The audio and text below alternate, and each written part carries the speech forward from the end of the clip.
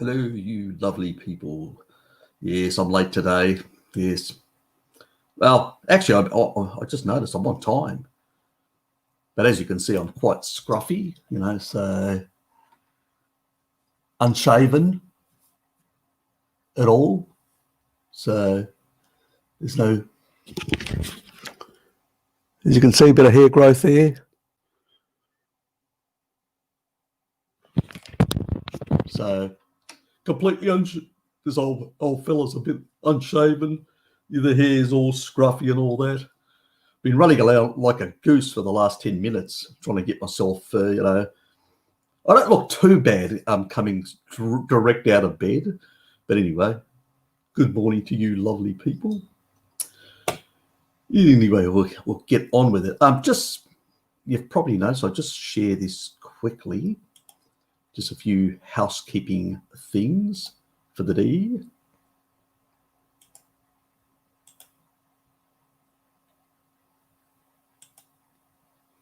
So what I've done now is with my front page, the home page, I've got the live stream popping up. So you can, if you didn't get notifications and my regular times and all that, you can go straight to that. Upcoming live streams now are pinned. So they are basically now pinned and, showing. It's quite strange, 7 there and 16 in StreamYard. It's really weird the way this sort of stuff gets shown. Anyway, but just made a bit of change. The multiple, so I've actually put the Euro live streams and the live streams are regular down right at the bottom as playlists. So if people want to go through them and all that, I have unlisted them as well. Sky from You Did It Wrong actually said to me, the algorithm works against you, Harry. Why don't you consider unlisting them and putting them into a list, a playlist? That's what I've done. Hasn't really changed anything. Actually, I lost some subs. I went from 654 to 651. So doesn't seem to be working for me. So it's a bit strange. But anyway, that's what it looks like. So there's a couple of other points that I did want to make as well that I've just noticed recently. I have noticed some. Let me just remove that. I've noticed things like on some of my streams and some of the stuff right after it, all that, some pornographic or links or whatever. If people who are moderators on mine do notice the stuff that I don't notice, can you please remove it and block that person? So I don't want that sort of garbage on. Please do not put OnlyFans crap from vegans or whatever on my channel. It's a nutritional channel, anything like that. So pretty much, as you know, I've got zero tolerance for, hate-related stuff, racism, pornographic, whatever, that sort of stuff. It's keep it clean and that, right? Comedy's fine, stuff like that, lighthearted stuff, but none of the, that sort of nonsense in that regard. And then it basically is sort of a nice environment for everyone, to read, nutritional based content and stuff like that. I don't have a problem with, being critical with these sort of elites and the way they actually manipulate the food, the pyramids and, all this sort of crap that they do to basically get us on kibble and stuff like that to destroy our health. But any of the other sort of nonsense, I've pretty much got zero tolerance. Just letting you guys know, I've just noticed recently I've gone through and sort of removed stuff like that I've actually found that I disagree with in that regard. So, yes, Blinky, I bet you do. You're a sick little puppy, aren't you? Anyway, let's get going. Well, hello, everyone. Yes, hello, Blinky as well. G'day, Mandy. God, it must be late when you are. Late at night in that regard.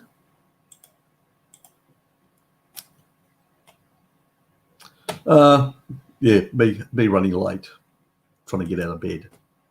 Looking at the time. Shit! Is it the time? I did go late to bed. Looking at some stuff, and I was doing some research early, and then sort of didn't realise the time had gone past so much. So yeah, time flies when you're having fun. So yes, I did go outside, just get a bit of sun, get a bit of light to sort of switch my circadian rhythms on. Yes.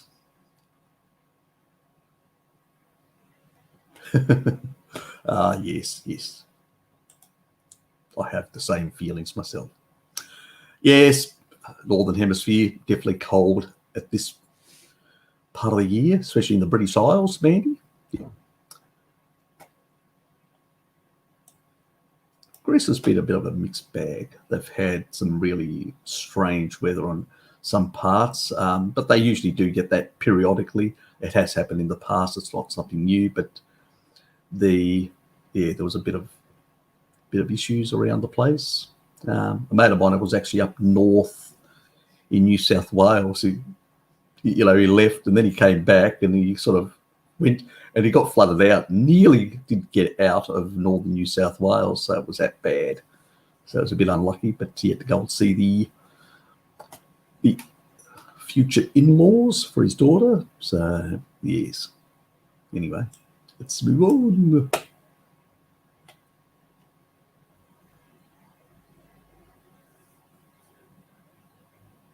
Yep. Yeah, look, that's the thing. The north, the further north you go, because of the sort of the Earth being on an angle like that, you get less and less light. I mean, when you end up in the poles, you get practically nearly darkness for a large portion of the winter night.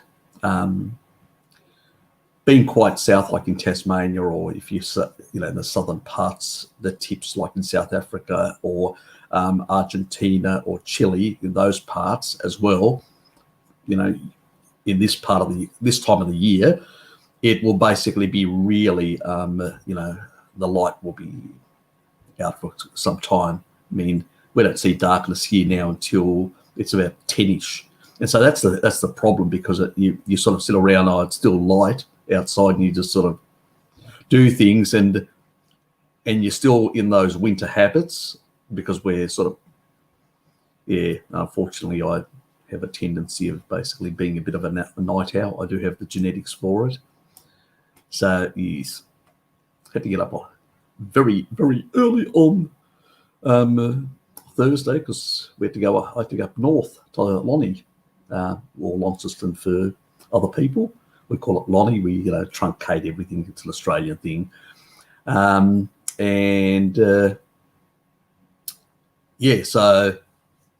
had to get really up and force myself early into bed, at the unfathomable hour of 10:30. That was a shock to the system, I can tell you. Yes.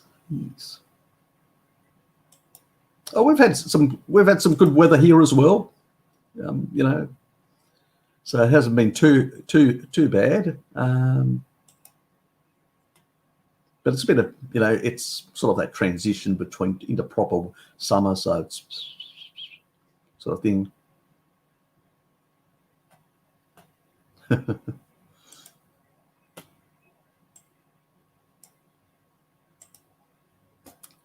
Look at all my silly comments. Yes. I just slept through mine, as you do.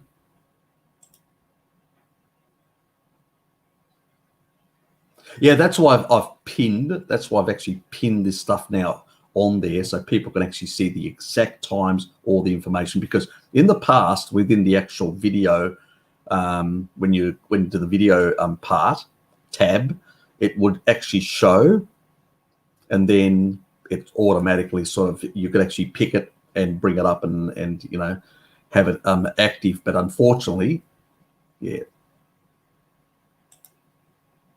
I prioritized coffee, oxalate juice, over brushing my hair and doing everything else.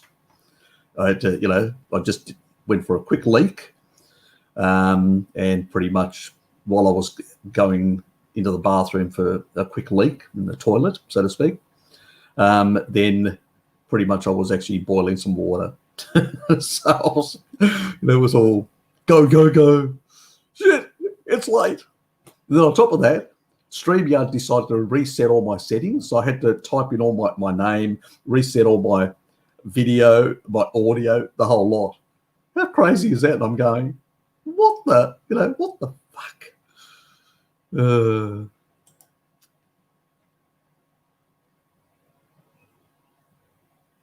Yeah, look, I don't actually. I wake up before my alarm goes off normally, but that's when I, you know, go early at a normal night. And my normal sort of time that I go to bed is usually about 12-ish, 12:30, around that time. So as I said, I am a bit of a night owl, have been for most of my life, in that regard. Hasn't terribly done too much damage to my life.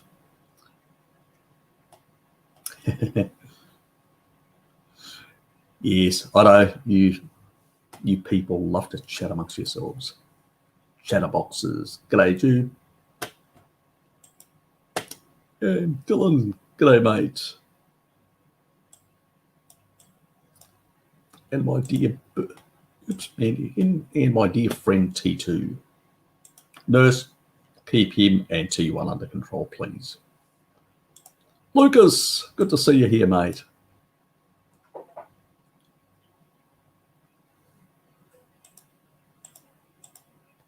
And there's Angela as well. Hello, Angela. Zakia, good to see you as well. Nice. You're always with a few good questions now and then, so keep them up.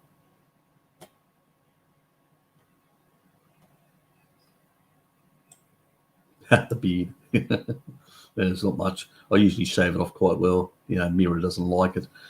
She hates beards. I did grow a beard, and she told me to remove it, so I was told. And my younger sister encouraged me to have a goatee. I actually did a goatee for once, you know. So yeah, I was told again, remove it. So didn't last.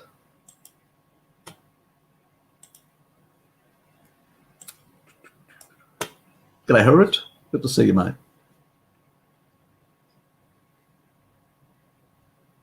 Oh, sounds like a good thing to do. G'day, Christina.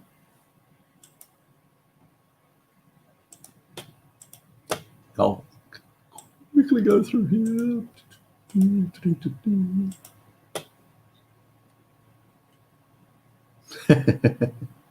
Oh, Blinky.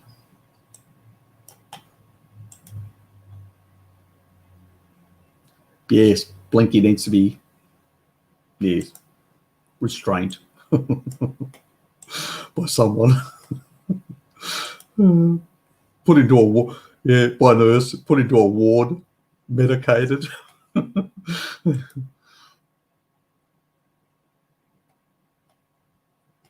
Yeah, we know.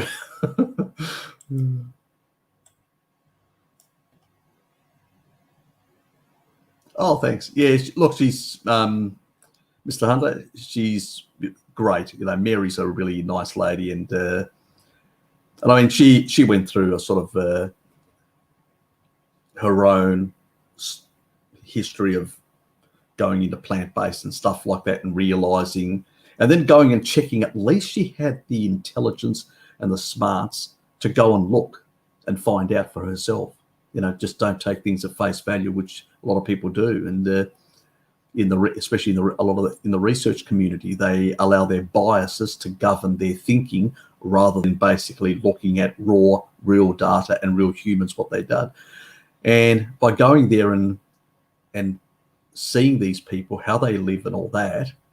And they tend to be, as she said, they are left wing, you know, a lot of them people that were from that historical period after the civil war in Greece, between the left and right. And then there was sort of the primarily this and parts of Limnos and a few other islands are very much, you know, old families which are communists and all that. And they tend to be very hostile to outside type of influences. And so they have kept more, even though, you know, compared to mainland Greeks, they've kept more of that tradition, far more than basically others.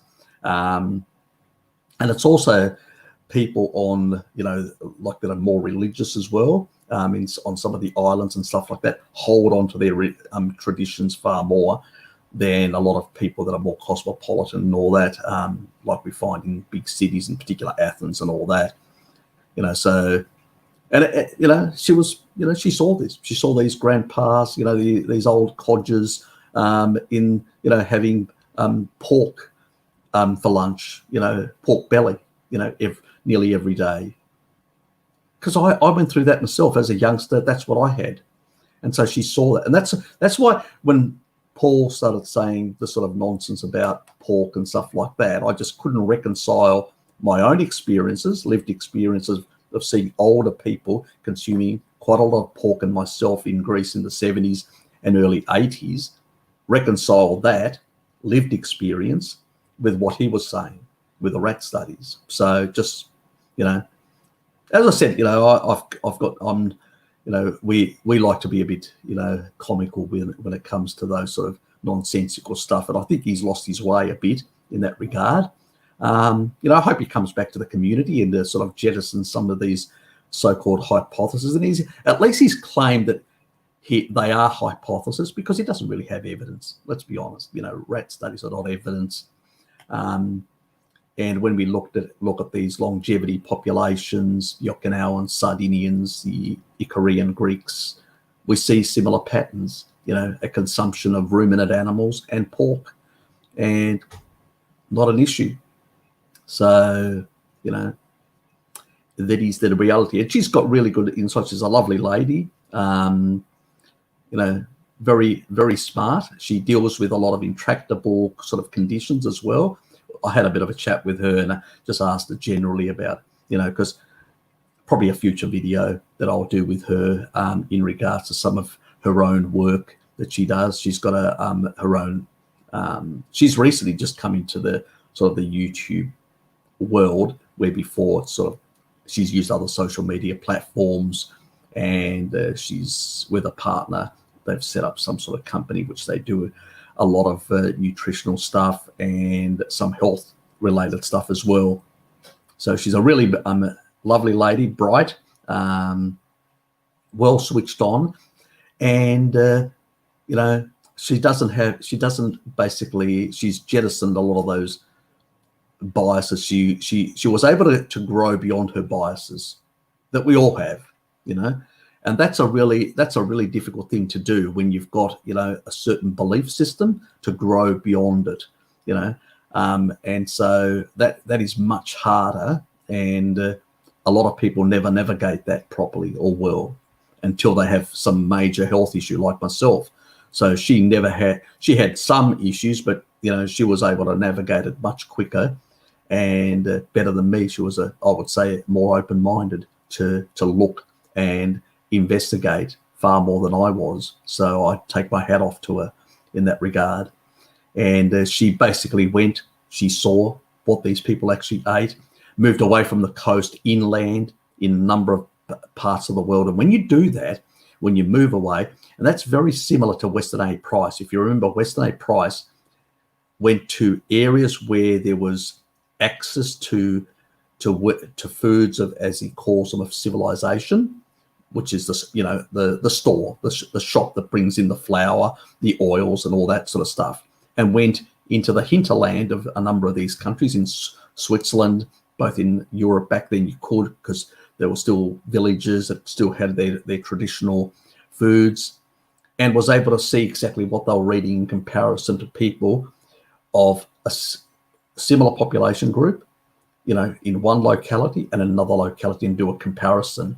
And that's something that she's done. She's basically not gone to the coastal areas and done the touristy thing, this is nice, why go into the mountains? Let's just stay on the coast. There's good accommodation, there's good food and all that. I don't have to basically, go out of my way. A true researcher and somebody that really is a seeker of knowledge and truth will basically go further afield into these areas to basically really investigate properly, and to some extent, have to also suffer some of the consequences of the discomfort that when you go to these places. There's not really good accommodation. You may have to sleep in your car. It may be quite uncomfortable and all that for a period of time. But that's how you do really good research. You actually see stuff and all that. She's also gone and looked at the Hunza people as well. So she's looked at that and she's discussed that. And I do want to come on, because there's a lot of nonsense there as well. And she's actually seen that they are very much, they're not plant-based that everybody tells us about the Hunza. It's the same nonsense we get over and over again. When you actually look at the people, what they're really eating and what they're really hunting and what they're really involved in, we get a completely different picture. And the nice thing is she actually with people goes and interviews local people and actually takes photos and looks at the menus of what they're actually eating and stuff like that in these remote areas and all that, which is great because it's something that these other people don't do or ignore. She sees these old ladies, goes into a kitchen and actually in the restaurant in these little villages and sees basically all these organ meats, nose to tail. That's what they're eating and stuff like that. That's what researchers don't do that. They really are arrogant. They think they know everything. They've already worked out everything that it is. They just want people to tick the boxes for them so they can say, this is it. Confirmation bias, so at least she's an open-minded, really nice lady and all that. Now, she may be on tonight's Euro Live. I have sent her a link where I have chatted with her, and but I don't guarantee it. And as I said to her, if you want to come on even for a short amount of time, ask a couple of questions. Now, the people that are going to be around at the time, please be respectful.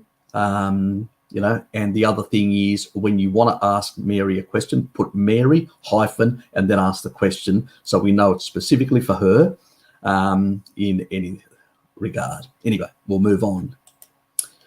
Okay.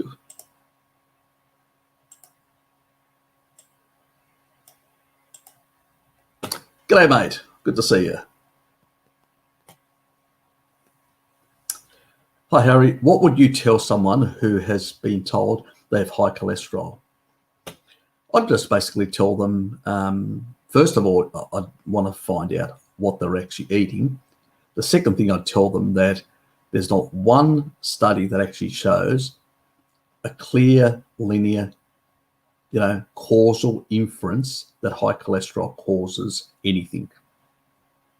So there's a lot of associations, but no real slam dunk inference.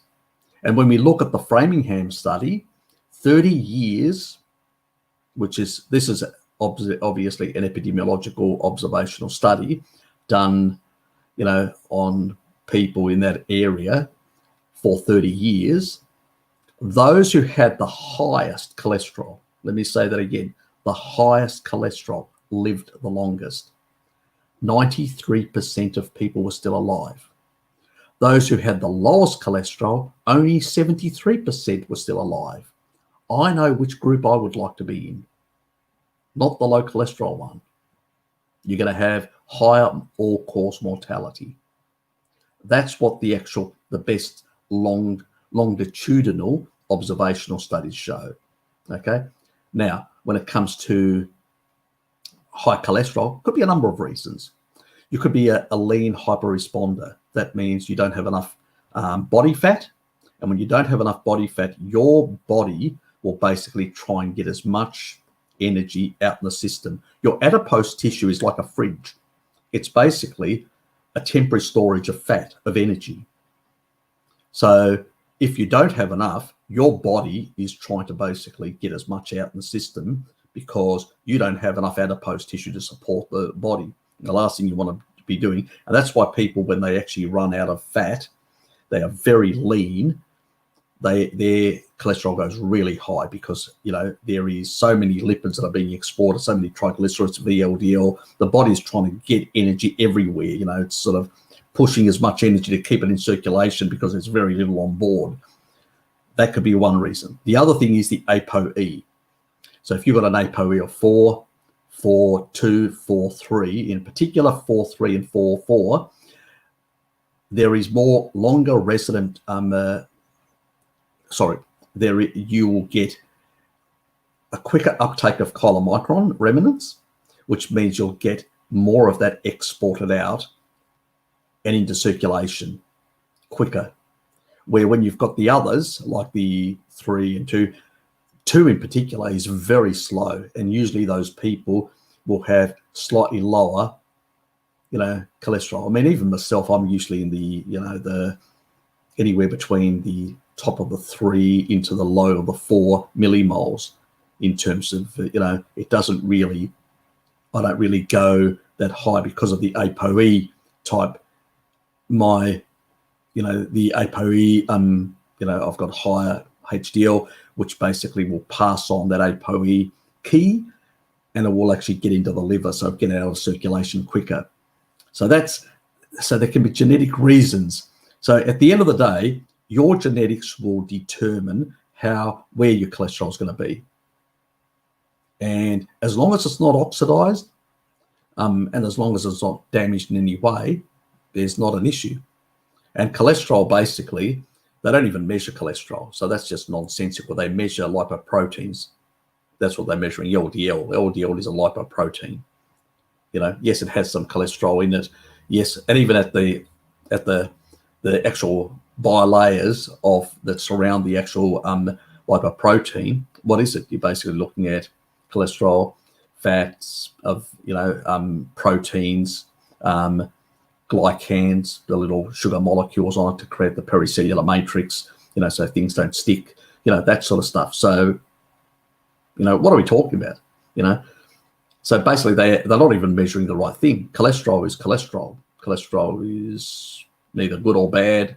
It's just cholesterol. It's a waxy type substance, and it makes up 50% of every one of your cells in your body. So reducing it, when you look at good studies, reducing it basically explains a lot of the actual explosion in a lot of the conditions, brain disorders, and all sorts of the Alzheimer's, dementia, all this sort of stuff. So I would rather allow my own genetics to regulate that appropriately, and for doctors to stay well away from it. Now, if your LDL is getting oxidized, then you have to ask yourself, what am I putting in my mouth that is causing that damage? So, you know, that's the sort of discussion you sort of have to have. One, tell them the best longitudinal studies, what they show. Also tell them that centenarians actually tend to have very high, they have two things that they notice. One, they tend to have higher reverse T3 and higher basically cholesterol. So I would rather have those characteristics of a centenarian in older age than basically the sort of stuff that they recommend, and die earlier with perfect cholesterol, might I add. And that's what one researcher said, you know, we managed to achieve perfect cholesterol, but we had higher all-cause mortality. Wonderful. What sort of logic is that? So I always say to people, if you want to subscribe to that sort of logic, that reductionist nonsensical logic, do that. But if you really want to look at proper research, and when we look at clinical studies, randomized control studies and all that, you know, Atkins-like diets tend to do better. So, and that's stuff where things are very much controlled. Epidemiological, they're all over the place, and people just speculating as they do, especially in the nutritional world where it's rampant. 95% are all epidemiological studies, and the speculations are absolute rampant and baseless.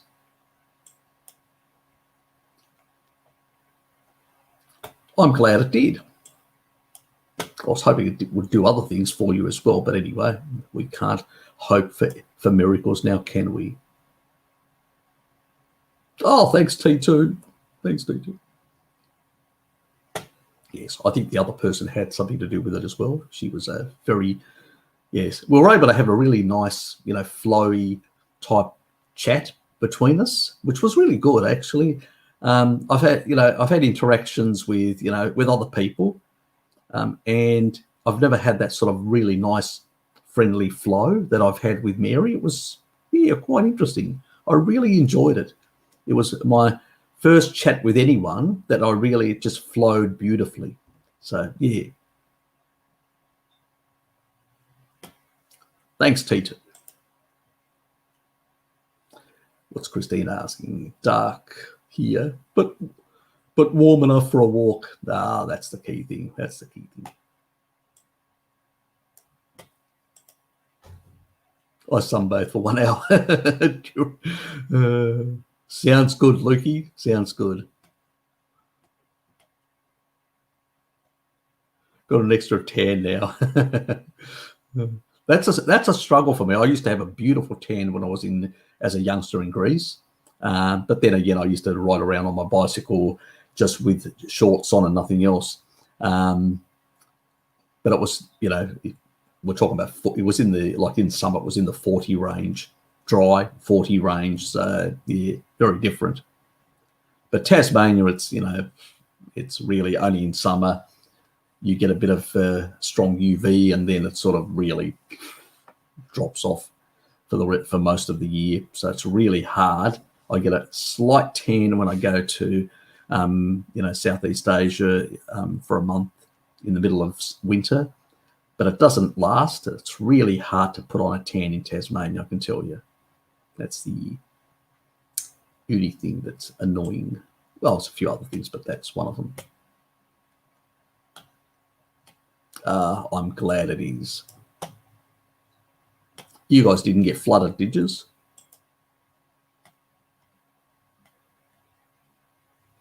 I sinned.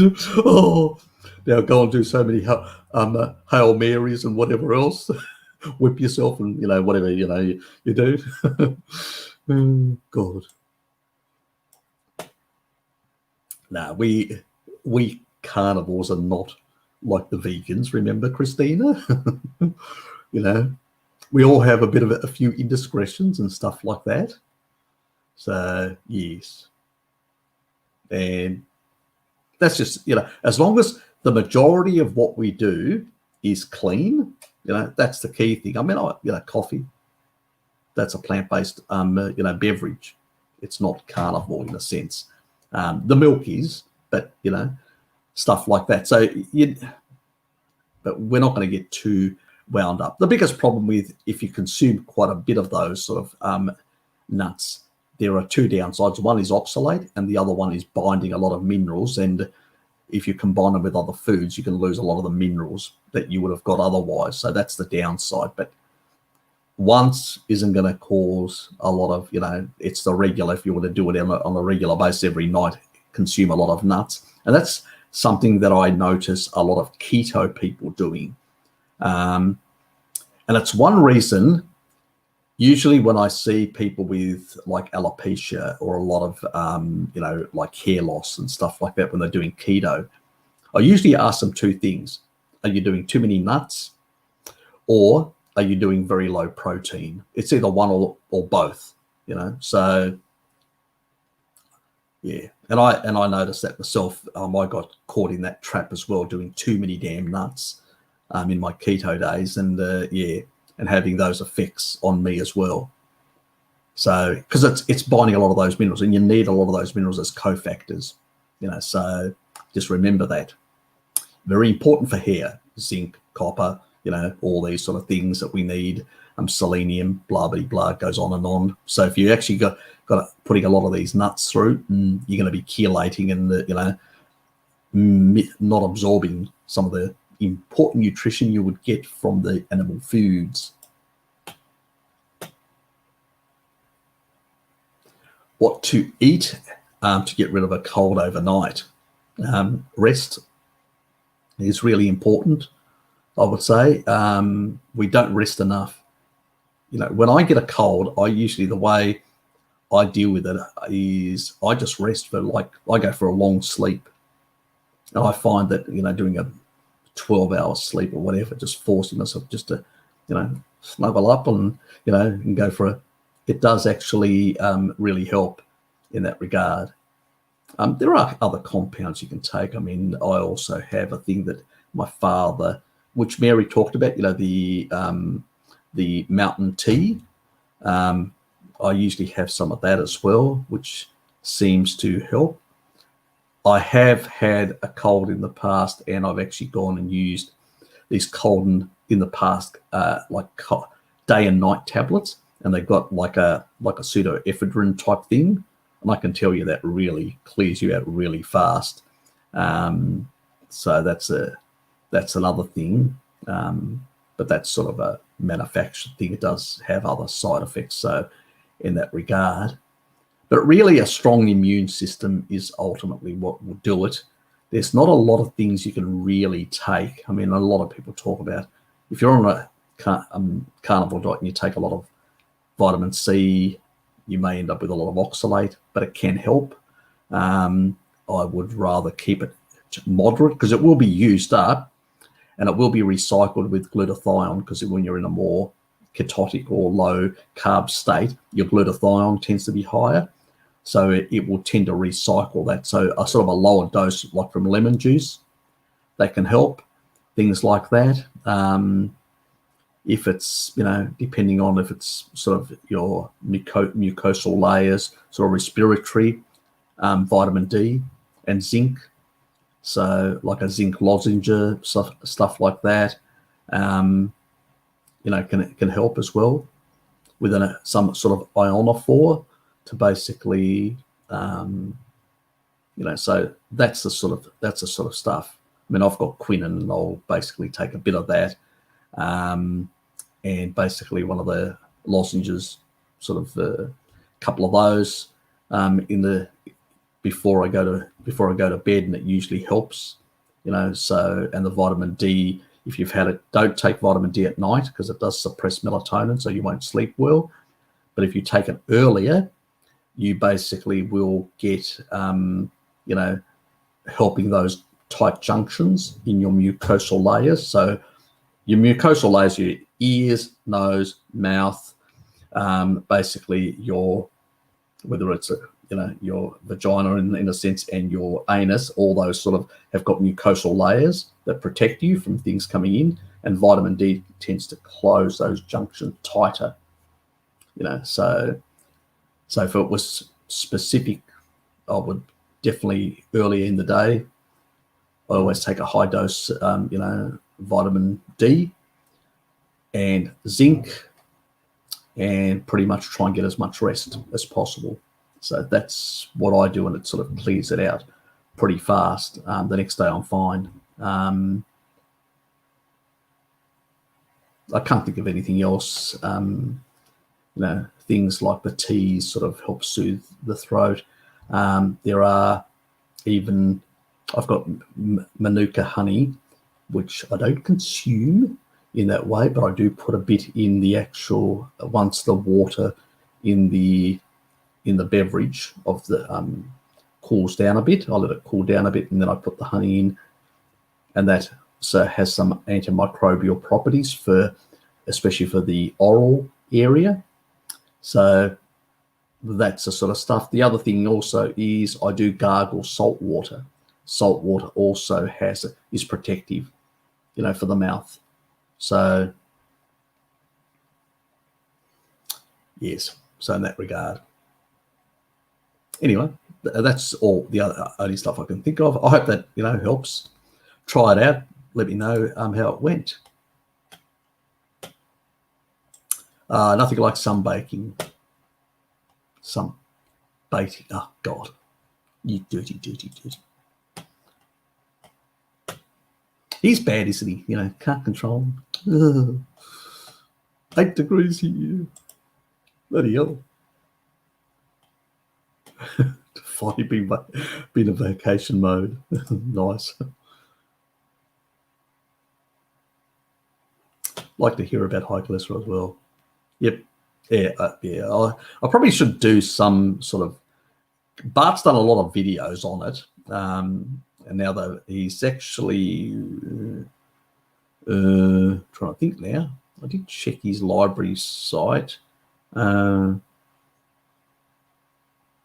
can't remember now. Trying to jog my memory, but yeah, it's not working for me. But he did do some. Can't remember now. Sorry, Cynthia. I know he's done some stuff on sort of demystifying that some of that nonsense and some of the epidemiological studies, but I can't push, you know, till you go and check this video or that video or whatever. But look, our genes have been, have evolved over millions and millions and millions of years to do certain things. So there is, if high cholesterol was a problem, our genes would have altered that at some stage. It's not. It's only when the lipoproteins, the little rafts that move around these lipids, and in the rafts there is triglycerides, there is cholesterol, there is esterified cholesterol, which is linked up with 3 fatty acids. There's basically also things like vitamins, minerals, all sorts of things that are in these rafts. They're moving around nutrients. That's basically what they do. They move around nutrients. They go into cells. That's why there are LDL receptors, around the body. So these can go into the cell, drop off their payload of goodies, and then leave the cell and go to the next cell, and they shrink. And when they get to a certain size, they go back to get recycled through the liver, and on and on that goes. It's an energy transport system. That's all it is. Now, that energy transport system, if it gets damaged, that's a different thing altogether. So if it gets highly glycated by too much sugar and becomes sticky and sort of gets damaged, or you incorporate lipids like seed oils and stuff like that create really poor structures, and those structures don't form properly, don't connect properly. So there is a specific structure of lipoproteins. Of fatty acids. These fats have specific structures.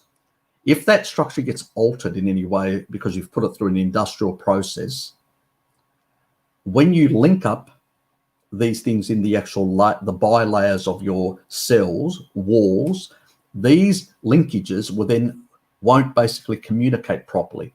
Same thing in when you actually put in damaged PUFA into the lung surfactant of a person's lungs, then the lung surfactant won't work properly, and they'll have a lot of respiratory issues like asthma and whatever else because of structural problems. Because you need to have palmitate there, which is a very stable type of carbon-16 structure together with choline, tying all that together and creating proper, air exchanges, and clearing out any particulates that are coming in. That's how I fixed up my sister's asthma, my younger sister's.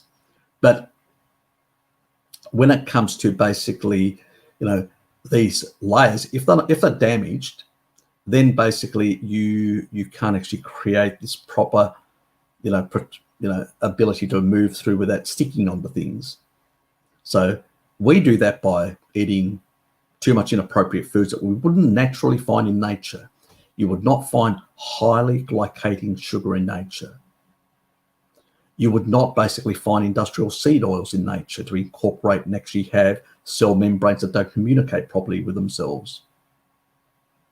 Those little type sugary glycans on there help with the cellular to cellular communication, stuff like that. That can be affected where you can get inappropriate signaling. Obviously, if you get too much inappropriate signaling over time, too much senescence and damage to your cells, and the cells don't communicate between themselves, could they potentially behave more cancerous or, independent of the organism itself? So all these things that we're doing inappropriately are driving this sort of derangement in the body. It's the derangement, not high cholesterol or low cholesterol or anything other. It's the derangement. Your cholesterol fluctuates throughout the whole day. It's irrelevant. Triglycerides are irrelevant. All these are irrelevant. It's completely and utterly irrelevant. It's nonsense. And as AG mentioned down there about Dave Feldman, he's done fantastic work to show how nonsensical all this stuff is. So he's actually shown how these things are basically moving around the actual energy that we require and other nutrients. So don't worry yourself, it's just nonsense. When people put out their, crazy stuff, and that's what these people are doing, unsupportable stuff, sometimes you just have to shake your head, and all you can do is say to them, show me, a causal inference study. They can't. Show me a clinical causal inference study that if I eat more meat, I will have a whole lot of health markers. The opposite happens. When you eat animal foods, C-reactive protein goes down. All inflammation goes down. All these things start changing. So,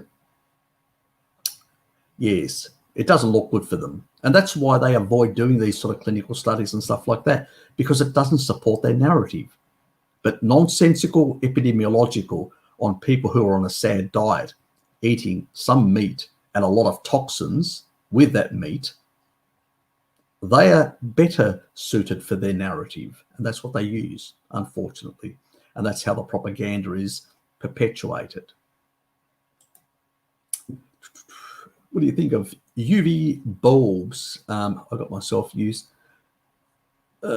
D-lamp off eBay.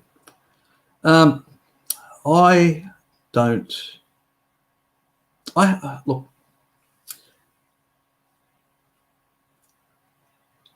I've seen very poor literature telling me one way or another whether they're good or not. I would, if I was going to use a UV bulb, I would also combine it with red light therapy.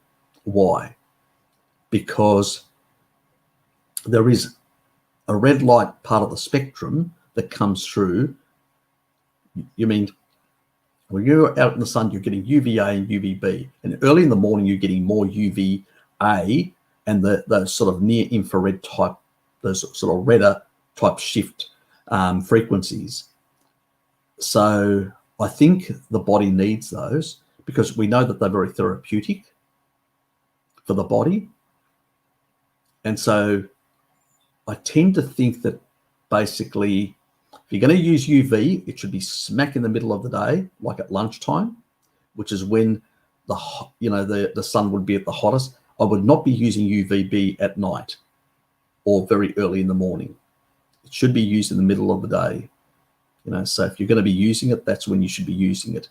Now, that may be inconvenient for a lot of people unless they're working from home, but that's when it should be used, if it's going to be used. But I would also try and get the actual other frequencies in there. And so that's going to play a big role as well.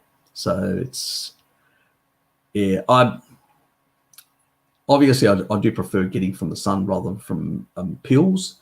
A lot of the pills tend to have a lot of oils in them and stuff like that, which can be problematic. They do degrade. That's true. There's a bit of deuterium, but it's very minor. It's pretty much a non-issue, but it is higher in anything that's processed. It's a funny one. That sort of stuff. And then there are differences between the settings. They do have different settings of intensity and the type of frequencies. Some of them are, the more expensive ones are more closer to the natural frequencies. That means the they do have some of the other and tend to be far better. So it's really hard, and because I haven't done enough research in UV bulbs and stuff like that, for me to recommend a specific product without having done research is really hard. So I'm going to give that part a bit of a miss, recommending anything. But in general, they're probably, you know, if they used moderately now and then, probably less of an issue. And if they used midday, so they don't have any circadian rhythm effects, so to speak. So that's the other part that I would actually also consider. 8 degrees in t-shirt weather in Tassie. Hey, mate, we're always in t-shirt weather. You should know that in the middle of winter, I go out with a t-shirt sometimes. Ah, damn StreamYard. Move me.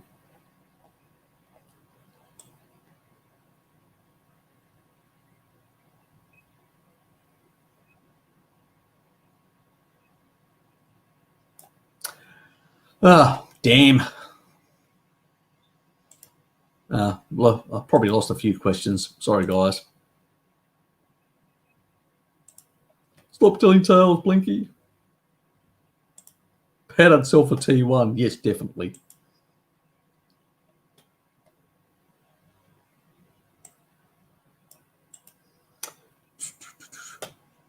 Should I avoid cod liver, Harry, with microplastic concerns? If you do the you know, that company that I do recommend, the Rosetta one, which is from Norway, they do have really good ways of actually clearing out all this sort of stuff and not getting any of this crap in there. So they're really good. There are some manufacturers that I have issues with, let's put it that way.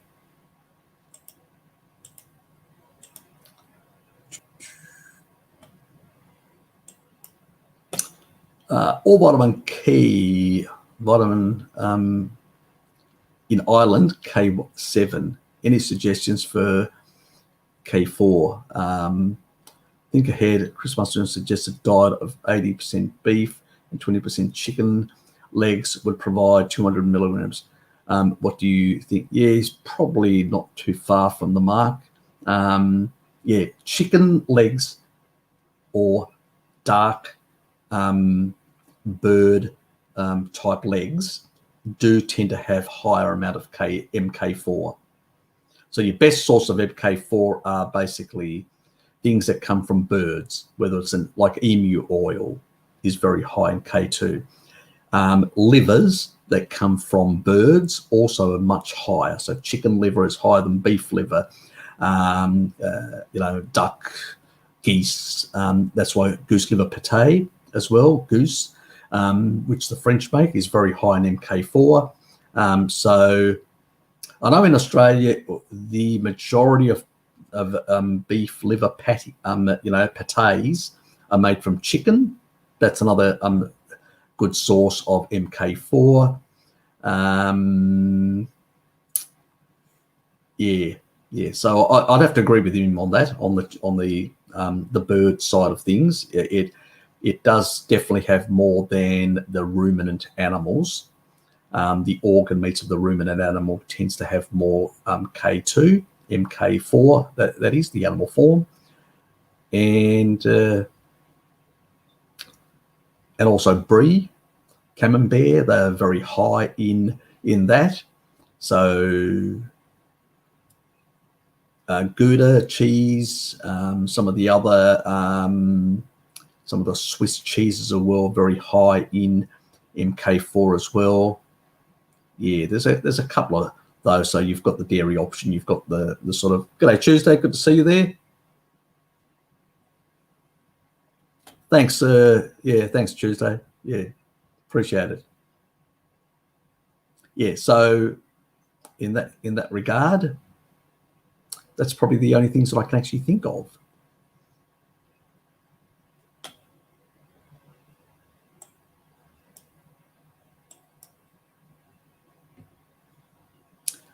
And one other comment that I did want to make, yeah, it's unfortunate that the majority of vitamin K2s that are promoted out there are MK4, not the animal form, but the natto the soy-based kibble. And that's a problem because a third of the population can't convert MK7 to the animal active form, which is MK4 that goes throughout every cell of the body.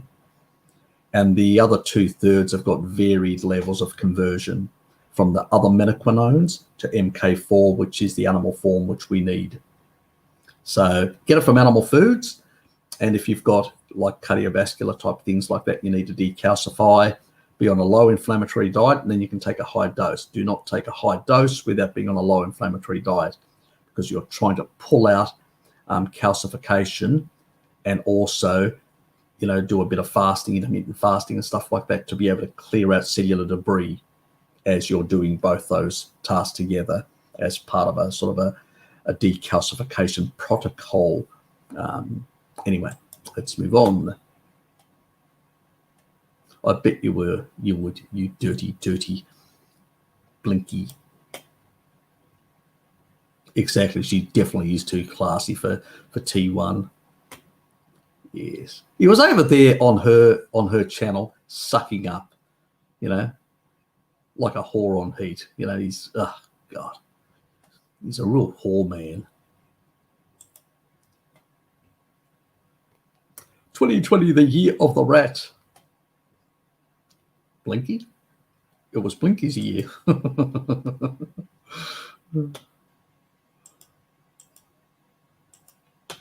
Yeah, and people, if you haven't subbed to Mary's channel or Tuesday's channel, please go over there and bloody sub. You know, I mean, we're all part of one community. We need to support each other.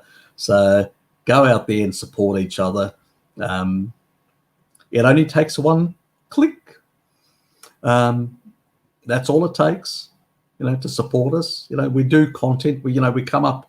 We front up every week, and nearly some of us more days than others, depending on what we can do. And so we need to support each other and keep things going.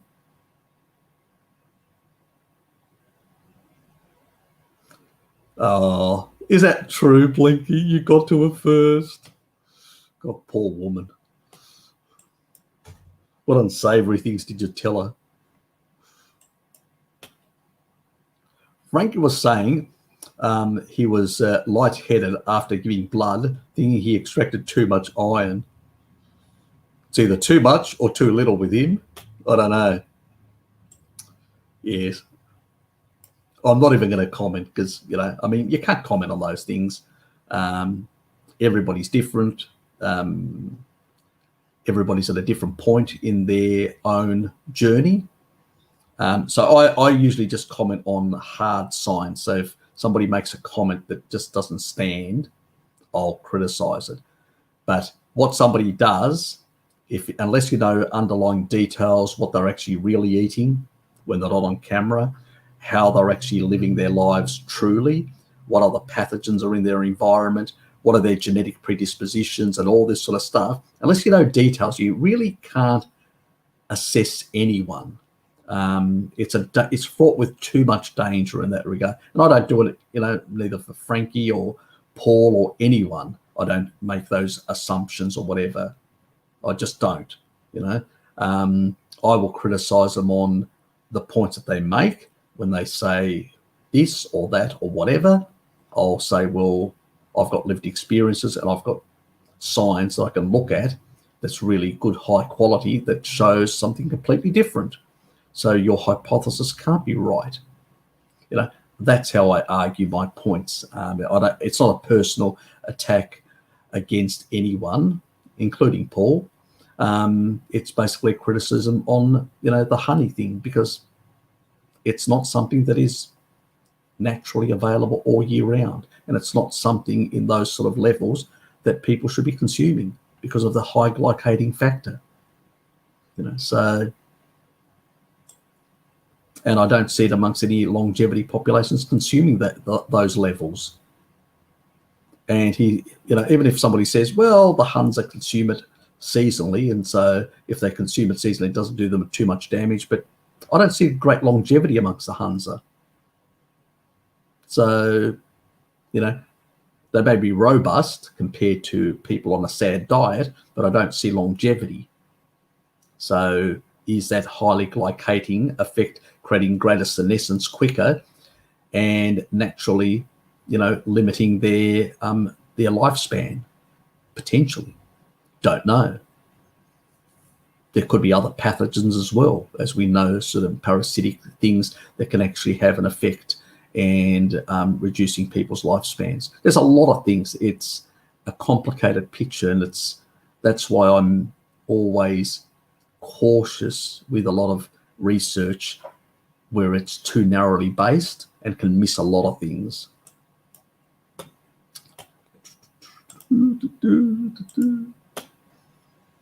Yes. Those characters.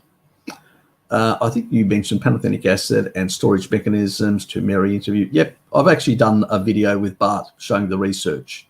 So go to library, check Bart's, on the pantothenic acid stuff that we did together. So I just don't remember the video name. You can ask Bart. He would know his own videos, where exactly and all that. And when I did show the study, I actually sent him a copy as well. So he may be, anyway, we will move on. Yep. Fair enough, Lambs. G'day, Shell. Good to see you. What the heck are we talking about? All sorts of crazy things. Oops. What just happened there? I went into my banner section. That wasn't good. Yes. Don't forget.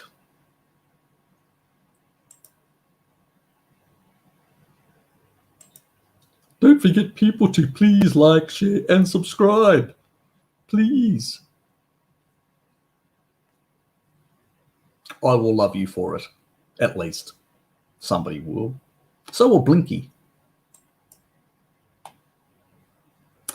Yeah. Back to the comments.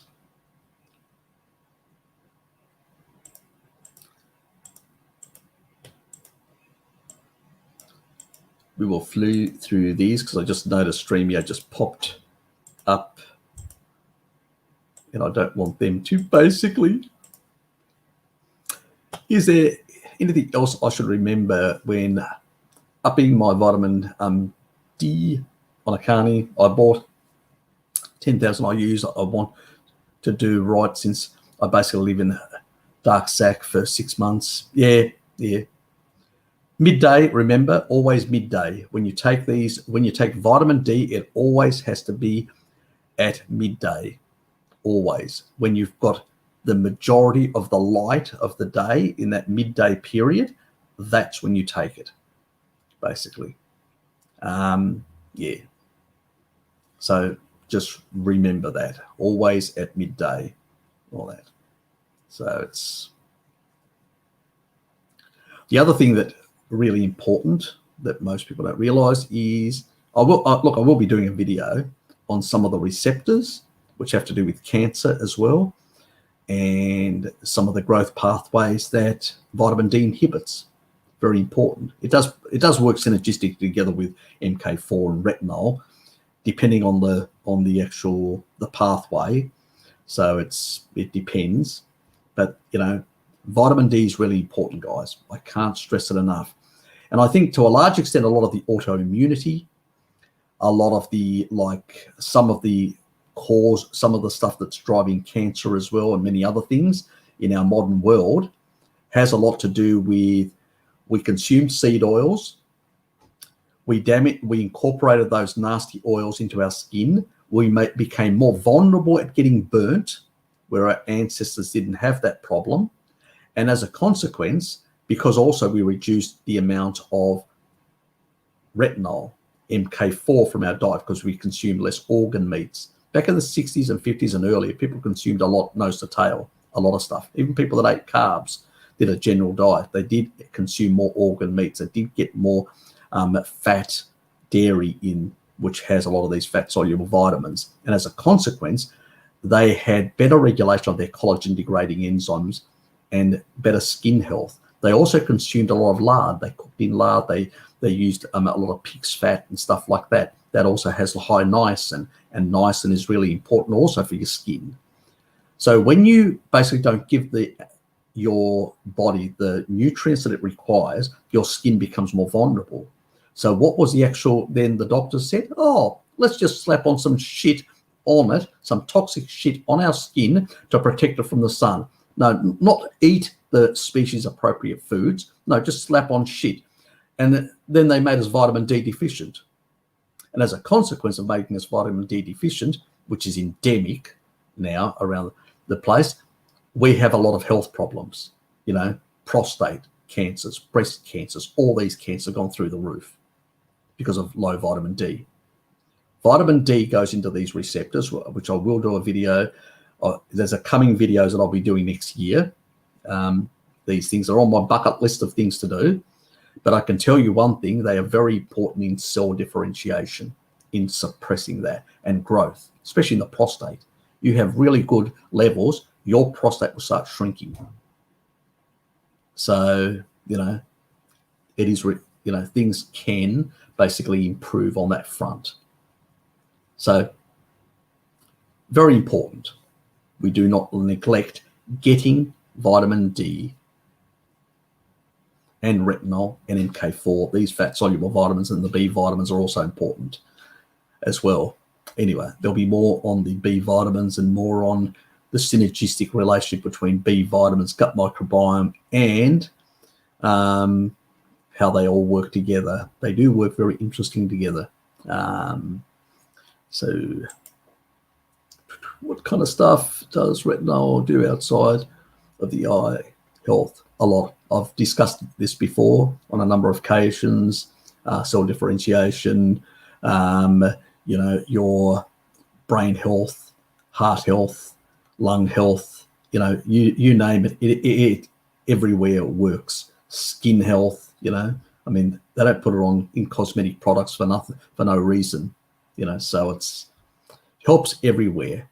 And it's basically as a cofactor in a number of enzymes that do a number of things, that turn over cellular debris, clear up things, repair things and stuff like that. Really important. It's involved in hundreds and hundreds of metabolic processes. It would take hours to literally list the whole lot of them. But I can tell you, if you're very low in retinol, very low in vitamin D, and very low in MK4, a lot of these and a number of minerals, a lot of these enzymes won't work. And if they don't work, your body won't get healed and repaired to work properly. And then you will degrade over time much faster. So, very important.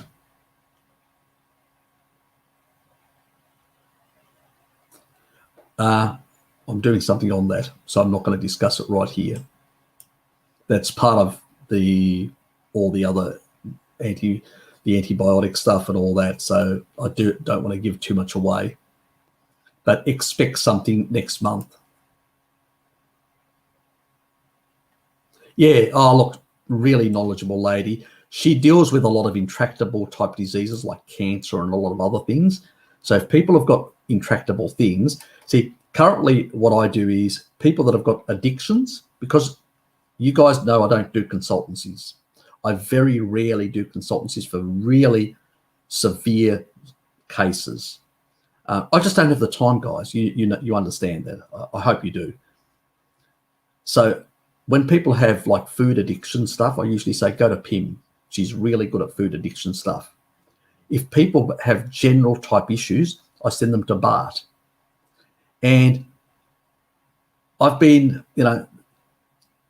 with my conversations with Mary, I've learned more about her background, what she's involved with the other lady as well. They've got like a partnership which they've set up this business, but they also deal with a lot of intractable things, like people that have got really severe issues like cancer and a number of other autoimmune type diseases and stuff like that. Really intractable stuff. Things where you need somebody to coach you through, because you can't give a generalized, you need somebody to basically manage you, to basically transition you and all that. I mean, I can say generally, you know, you want to fix your thyroid, get all these nutrients in, eat properly, stop eating kibble, and these things will start fixing themselves. I can say a number of these things, but you know, some people need to be, you know, they can take that on board and radically change all their lives. Some people can't do that. They need to basically, that they are the type of person that basically needs to be coached and mentored and sort of managed in a sense. And in those cases, people like Mary are really good. I think people should approach Mary and, you know, access her wisdom. She's dealt with a lot of kids that have got really intractable sort of issues and stuff like that, and a lot of sort of gut issues. She's dealt with a lot of that sort of stuff as well. I mean, I talk about, and that's why I think she likes my content, because I discuss these things and I understand the synergistic stuff, how that, you know, like even to restore your gut microbiome, 3 months of B vitamins at a 50 level, 50 milligram, not above, no more than that. And then you stop it, because then your B vitamins are basically you'll get excess, which isn't good as well. You won't be able to sleep. So it can create neurological stuff. So that's where that pantothenic acid thing were approved plays a big role. Too much stored can be a problem, because it does store. Forget what the crackpots out there say. There is studies, and I actually did that study with Bart ages ago. The thing is, this is probably one reason why Mary does sort of gravitated. She actually commented first. She sort of approached me first rather than the other way around. And that's why, you know, she was really interested in my content. She basically found that we had a lot of synergies, that we sort of agreed on most things in this sort of area. And that's why I think we really, you know, kicked it off so well, both of us, because we think very much alike on some of these issues, which is good. And that's why I say to people, if you need consultancies in regards to some of these intractable gut issues and stuff like that or whatever, Mary's dealt with a lot of this stuff with a lot of clients. She can really coach you through and step you through all the steps you need to do. So consider, for those sort of really difficult problems, you know, approaching Mary and doing it. I don't know her hours. I don't know, you know, any of that sort of stuff, whether she's even got any places, whether she can take additional people at this stage. Don't know. I have no idea. I'm hoping she'll be on tonight, where people can ask her some questions, and then she can basically reply and provide that sort of feedback to you guys. You know, that's all I can do at the moment. Anyway, let's move on. Good.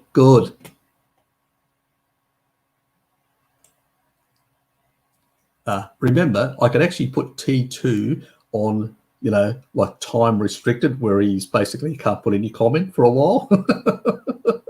Just remember who the master is on this channel. Yeah, oh God, is the actual thing. Oh, Blinky. Oh, does that upset you? How do you know if you have SIBO or Candida? Thanks. Usually, if you do have those things, with women, they may get things like thrush. They may get basically in their mouth. They may basically get sort of like a white coating, and you have to be very careful, because if you drink milk, you'll get that white coating as well. So it could be the milk. So be very careful about that. You check in the morning when you wake up, you know, so not while you're eating, because there could be particulates of food that actually have an effect. Talking about coffee, I forgot about my coffee. It's getting cold.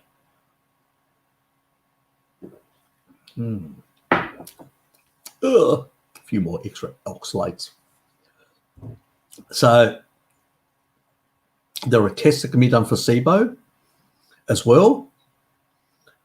And I know that when it comes to SIBO, Mary's got some really good information on SIBO and some of the tests. She's looked into it a bit more than I have. and she would be a really good person to ask about SIBO tonight if you're around. Do ask her, because she knows some of the tests far better than me in that regard.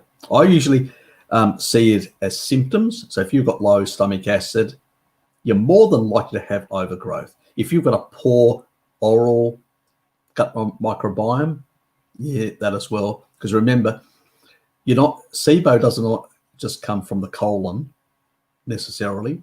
If it's coming from the colon, it could be a gallbladder issue.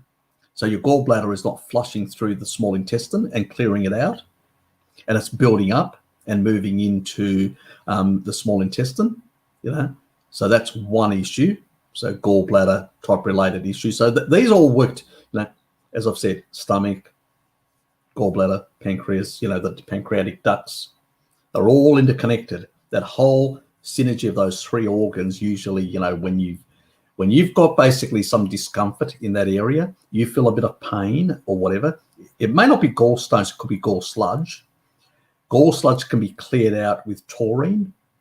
So I usually recommend people go higher doses, like 5-6 milligrams of taurine, to clear out the sludge of out of the ducts. So that's the only way of getting rid of the sludge, and it takes a number of months to clear out, believe me. So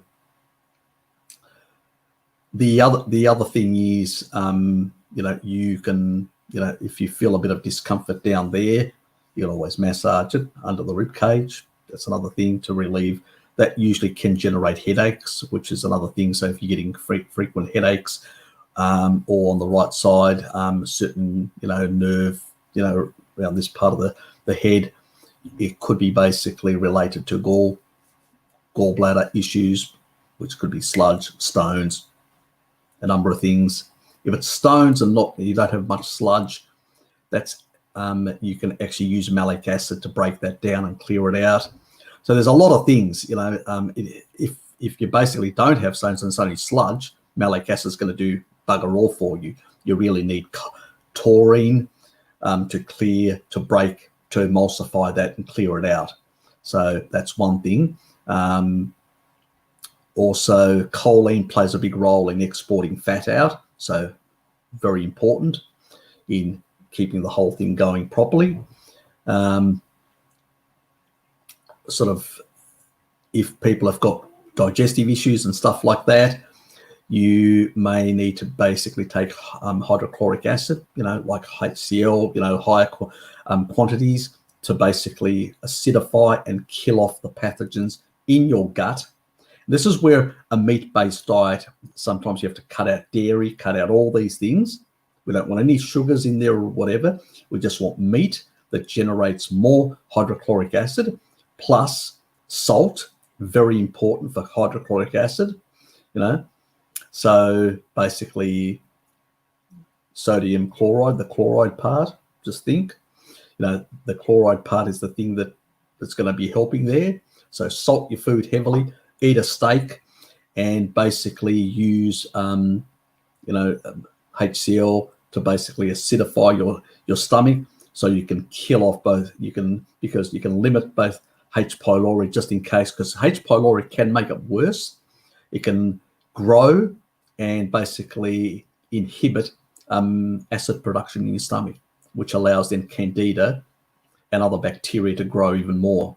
So yeah, it's like a vicious cycle. You really have to go hard and tough on them, like a sledgehammer, and take a few days off from work because it's not a pleasant thing to go to in the earlier stages. It's a bit of a fight between the bugs. There's also Candidase, which is a supplement.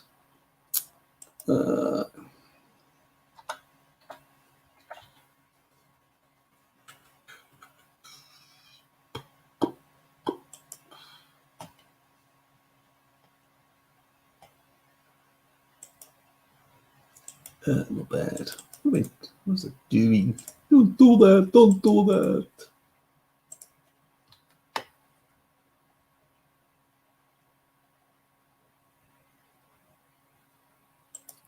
The nice thing about this supplement is, because other people that have used it, that I've recommended it to, it's not as nasty as some of the other sort of stuff that's out there. So a lot of the other stuff that's out there, so this is the product.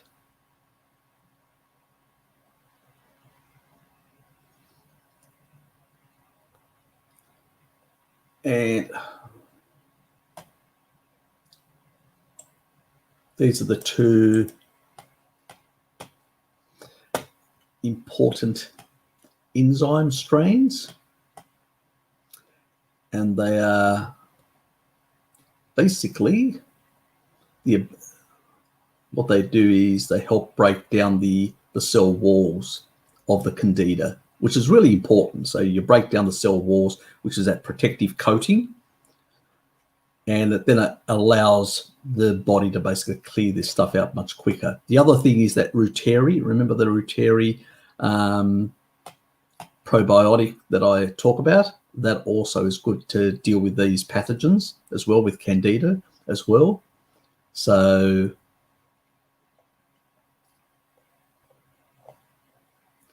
that's that one.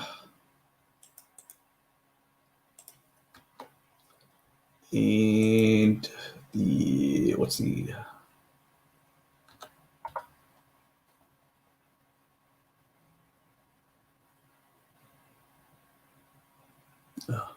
what's it called?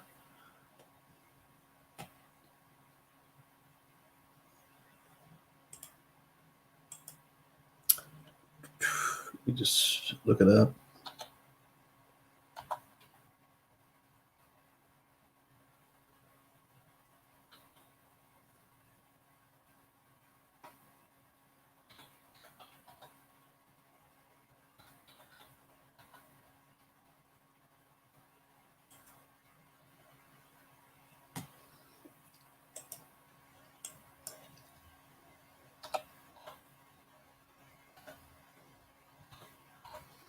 At the front, which is this one here.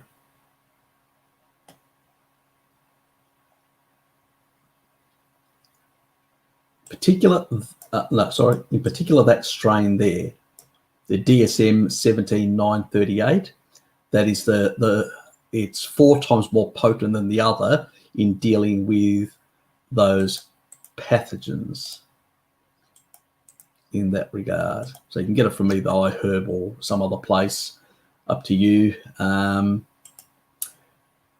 We've nearly got this now through the Australian standards. That's the one with the, for the teeth, from the old lady, the centenarian lady in Japan. So that's still not available yet. So pretty much we're hoping that later this year or early next year it'll become available. So this is for teeth and gum. So this is the strains that lady had, the Japanese lady. So looking forward to that as well, to improve the oral microbiome for people in that regard. So, and pretty much as I've always said, it all starts at the stomach, so if you don't have enough acidity in the stomach to kill off these things and then also your gallbladder isn't generating sufficient bile. And remember, bile, when we're talking about biosynthesis, MK4 plays a big role. This is why, because we're not getting enough MK4, we're not getting enough taurine, enough choline. This is why the liver doesn't work properly in a lot of people. This is why we've got this endemic amount of, gallstone issues. Gallstones are being taken out left, right, and center. So it's not accidental that this is happening. And so when you basically don't have enough bile to clear out the small intestine and get rid of candida, bacteria, all this sort of stuff properly, and then get properly recycled to be reused, things don't work properly. So There are other things as well. Let me just find the other things.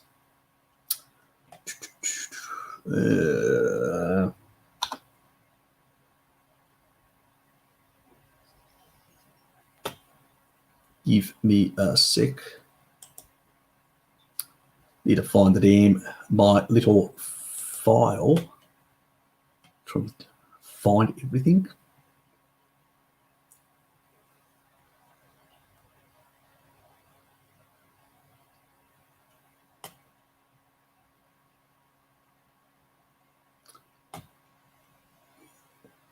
Where did I put it?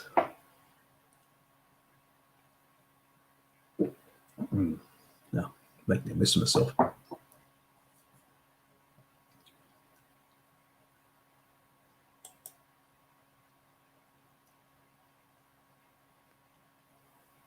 Anyway, look, I'll post some of this sort of stuff, but I will be making a proper thing on SIBO, and there's a number of things that you can actually do to basically clear it out. You know, HCl, there's the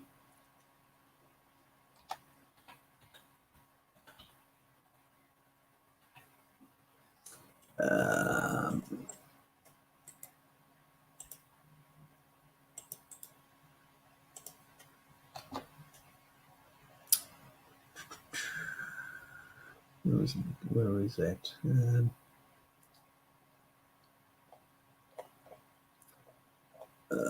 it's not that.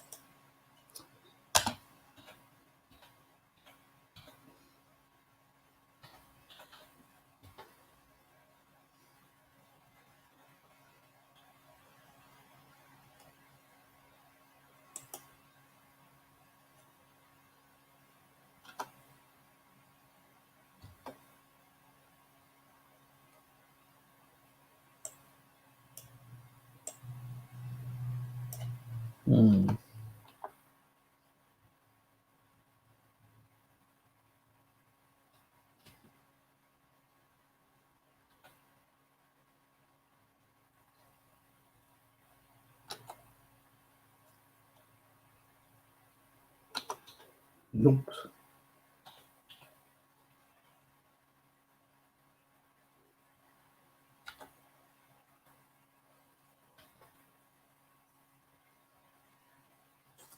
Here it is. I'll just put this up quickly.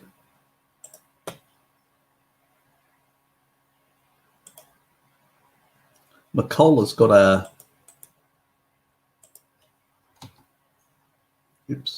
he's got basically this gallbladder enzyme thing, and it's got oxbile in it, and it's got basically, you know, some of these proteolytic enzymes that are very important, even provide some ATP to help the system along. And so these help to basically, you take one of these before you have the meal, obviously. So you take one of these, so you've got enough bile and proteolytic enzymes to basically help you digest those foods and get the nutrition in. And then, you know, over time with taurine, you can sort of clear out that sort of stuff. And also that additional bile can also help. MK4 is another important thing. Biosynthesis requires MK4, very important. It's another fat-soluble vitamin that is very much neglected in a lot of protocols out there. So in that regard. So it's one thing is to find out exactly, you know, is to basically do those sort of tests. There are SIBO tests that people do, which is the hydrogen thing and all that. The problem with that is the inaccuracies. You don't know exactly which bacteria are at play. And so you don't know whether you've got a gut microbiome issue. But if you've got a bad gut microbiome issue, as I said, you know, vitamin D plays another important role. So that can also, you know, improve the immuno side in combating some of these pathogens. So people that have got low vitamin D status also tend to have this. People who don't have the beneficial bacteria, that is the acid-loving bacteria that love animal products, those sort of acid-loving bacteria, or have more firmicutes and less bifidobacteria, which comes with more animal foods, and they tend to also lower the interleukins as well, plus tend to basically produce more of the B vitamins, which is really important, And this is the funny thing. We eat animal products and we get more B vitamin bacteria producing, and those vegetarians eat a whole lot of, fermented shit. Whole lot of plants that they ferment and get more of the firmicutes that create a whole lot of the inflammatory stuff. Go figure. And then they tell us that their diet is better. That's what's driving a lot of the plants and stuff like that. People find relief by going meat only and then try to fix up all these different pathways. So it does take a while and all that. I do want to do some videos on this to show exact protocols, how to go about it. If you're struggling at the moment and you need somebody to basically coach you along, go and see Mary in those regards. She deals with some of that sort of stuff as well. Anyway, we will move on. Yep. You're welcome, Dylan.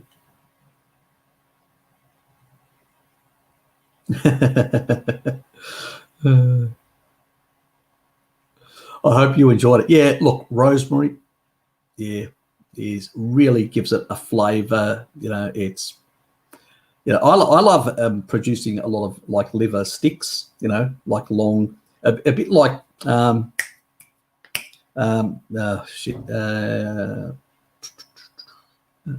bit, like the jerky stuff, a bit like the beef jerky stuff, like that, thin, like that, with rosemary and all that. Beautiful. Absolutely. And I can just sit there crunching away on these liver sticks. It's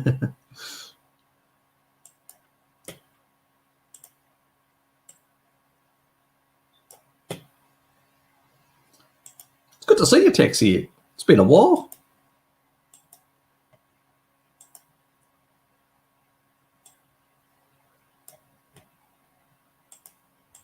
Few fans there.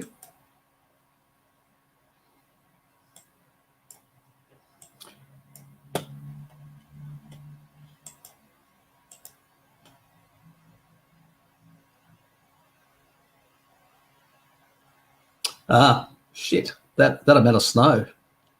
Damn, that would be rough. Jeez. That impressed Blinky. Just for you, it is bad. Yes, have less of it. Have less of it. Apparently, birds have less of it, so they're long. They don't live as long. Oh, that's nasty. I know. Sorry, T2.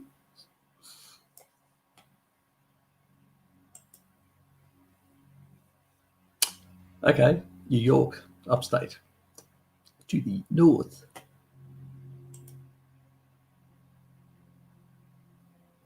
Exactly. That's the most intelligent thing you've actually said for the day. Cholesterol has a job to do, so let it. Exactly.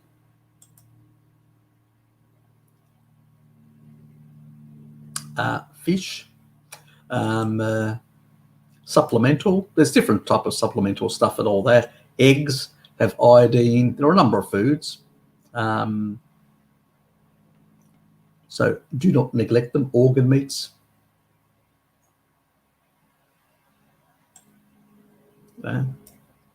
Just a lot of people do steak only and may have some level of deficiency. Also, the other thing is you can get some imbalances between, like copper and zinc. Selenium, too much selenium can actually create a deficiency, and too much iodine can also create a selenium deficiency. So I find by having from not supplementing, I never supplement selenium and I never supplement iodine. I get it from the food, because I find when you do supplement them, you're either going to cause a selenium deficiency and you're going to lower your glutathione capacity and your intracellular antioxidant system, or you're going to end up with the other extreme, one of the two. And both of those deficiencies can actually cause some thyroid dysfunction. So you need selenium and you need iodine, but you need it to get it from the food where you get it in a more balanced way. So just keep that in mind. It's something that most people don't talk about, but they should, because that is another part of the protocol on the thyroid that I still haven't done. That and the methylation side on the thyroid, there's a lot of things. Vitamin D plays another role, certain foods, blah, blah, blah. Oh, I wish I had the time.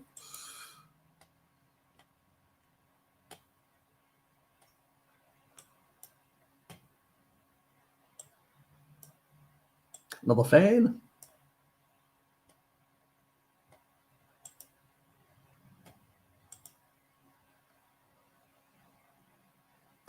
Look, yeah, we're lucky down here. Some of the seafood that we have down here is really nice.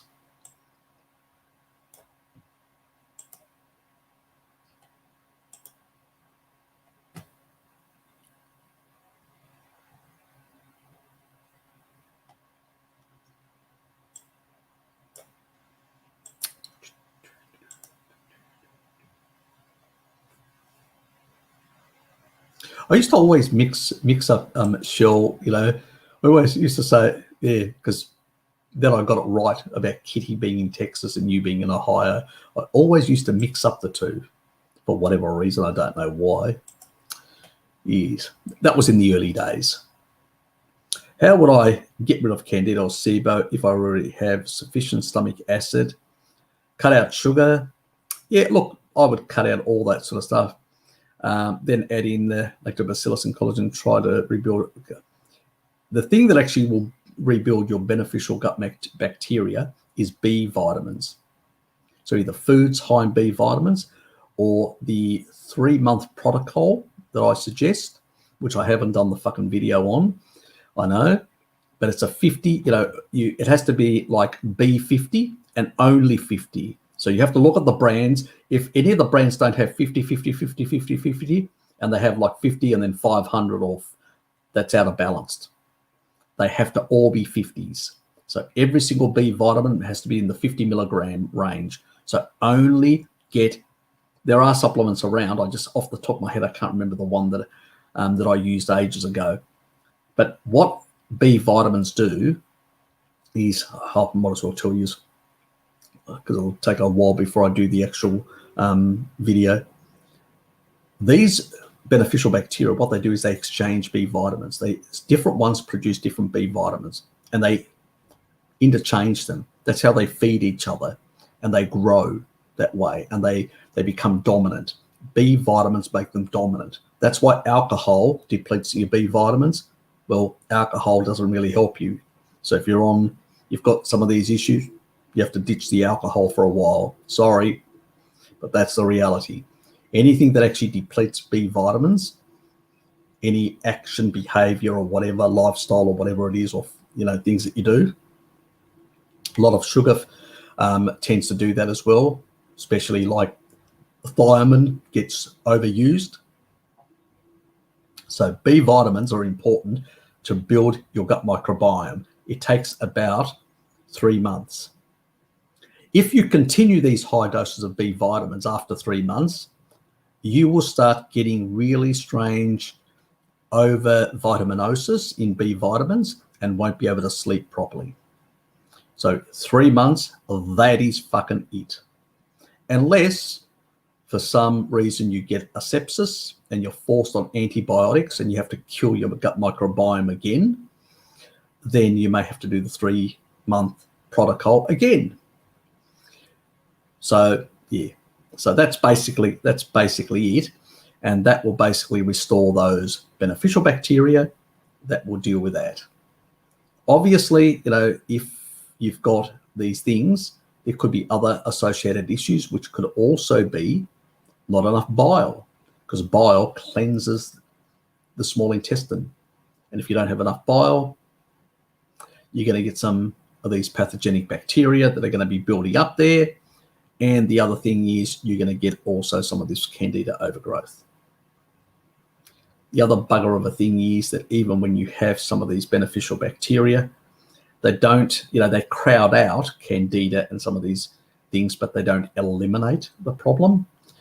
That Ruteri one that I actually showed you guys earlier, that deals with C. diff, candida, and all that. It actually attacks them and reduces their numbers. So that is a real good one to put in. The lozenge that that's the one you need. And the other thing is you need to get enough. You may need to get that other. If you've got issues where you're not producing enough bile or whatever, you may need to take that to cleanse your colon with bile to basically clear it out. Now, you could potentially take higher doses of bile salts, but it's going to give you diarrhea. But it will also help with cleansing of the small intestine.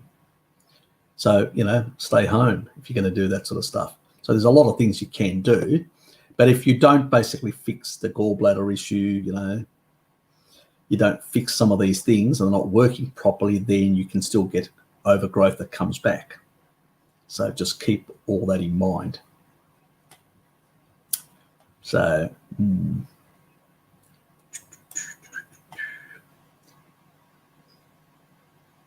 apologise if I haven't been cut before this a bit.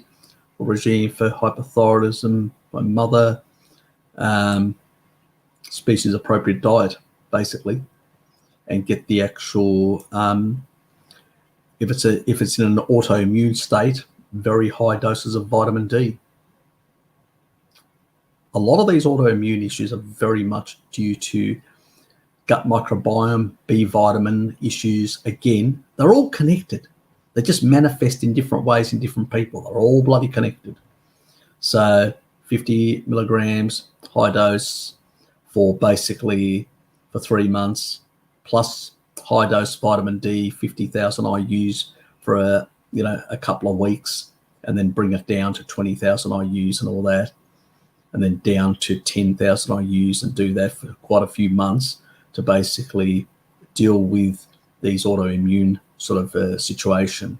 Vitamin D is very important for the immune system and regulating it properly, so you don't get these over-exaggerated autoimmune conditions. So all the other fat soluble vitamins. That's why people do heal hypothyroidism, do heal a lot of brain issues when they go on a species appropriate diet, like Amber O'Hearn with her bipolar. So, and I know when your mother may be on a sad diet and she's going to tell you to go and fuck off, because that's what my mother would do as well if she was around. She's passed away, but and it's unfortunate. What can you do? But you could probably help them a bit as a biohack. The easiest way is the B vitamins for 3 months, and only 3 months, unless they're taking continuous antibiotics, and basically the Ruteri strain that can help clear out some of the pathogens that may be driving some of that pathology as well, and also the D vitamin. Sometimes you can't do it much because they're pig-headed. They don't want to change their ways or their lifestyle. So, and you may get some effect. You may not get optimal effect. But there may be enough improvement where she'll turn around and go, oh, I'm feeling better. I'm much better now, and all that. And she may be more receptive to other ideas. So that's the way to go about it. Deal with the low-hanging fruit, as one would say. Good to hear, mate. Good to hear. You weren't flooded out. Then you could fly away, couldn't you? Or can you? Are you a real flying bird? Yes, definitely hit that damn like button. G'day, Fapnado. Good to see you, mate.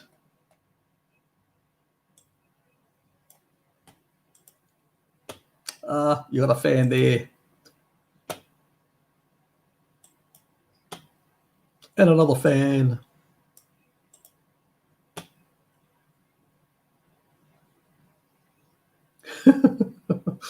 You don't, Lookie? You don't post.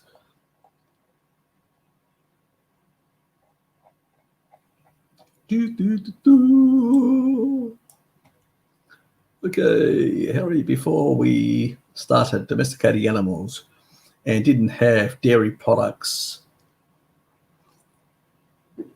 you mean like this? Bones, simple bones. We never let anything go to waste. Our ancestors would break those bones and, grind them up on stone and actually consume them. Yeah, they did all this crazy stuff, Who would have thought nose to tail in a big way? Yes. That's how they got a lot of this sort of stuff, these nutrients and all that. Because, ruminant animals can extract them out of the grasses, out of the soil, and then basically we hunt the animals and get their bones, get everything from them. I mean, people just ate everything from the animal, brains, everything. They got all this nutrients, DHA, EPA, essential fatty acids from the brains of, they ate everything. Nothing went to waste, believe me. If you're living in an environment which is nutrient scarce, you don't know where your next meal is going to come from, I tell you, you don't waste anything. They wouldn't have known, but they just consumed everything. And so that's how they got the stuff. Also, the body has the capacity to hold on to certain things. So that's very much, and remember, they're not consuming high sugar foods and all that. So you're creating less reactive stuff, so less buffering that's required. There's a lot of things, it's complicated story in that regard. And calcium isn't just calcium, what calcium does is creates rigidity in the bones. When you're born as a child, you don't really have a lot of minerals. You just basically have a bone that is a protein matrix. So that protein matrix, that basically, which is all that collagen, that is your bone. And that's why little kids, their bones are flexible, but they can't hold a lot of weight up. That's why they struggle to, they crawl around and stuff like that. And as they basically get nutrition from their mother, they're getting calcium in there and they're building bones, rigidity. And that rigidness, as they sort of put more and more, they create that rigidness and they're able to hold up their weight as they're growing up. And pretty much, no, I do not recommend you breastfeed for the rest of your life either, because I know what T1 and T2 are thinking. I can breastfeed for the rest of my life. That's how I can get my calcium. They are sick, those two. I expect them to have those thoughts. So I just preempted them. Yes. So, yeah, so basically getting back to the serious side of things, bones.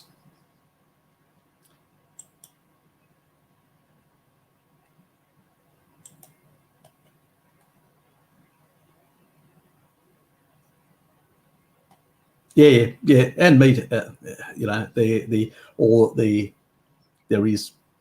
There is basically some calcium in meat as well. Not a lot, but there is some.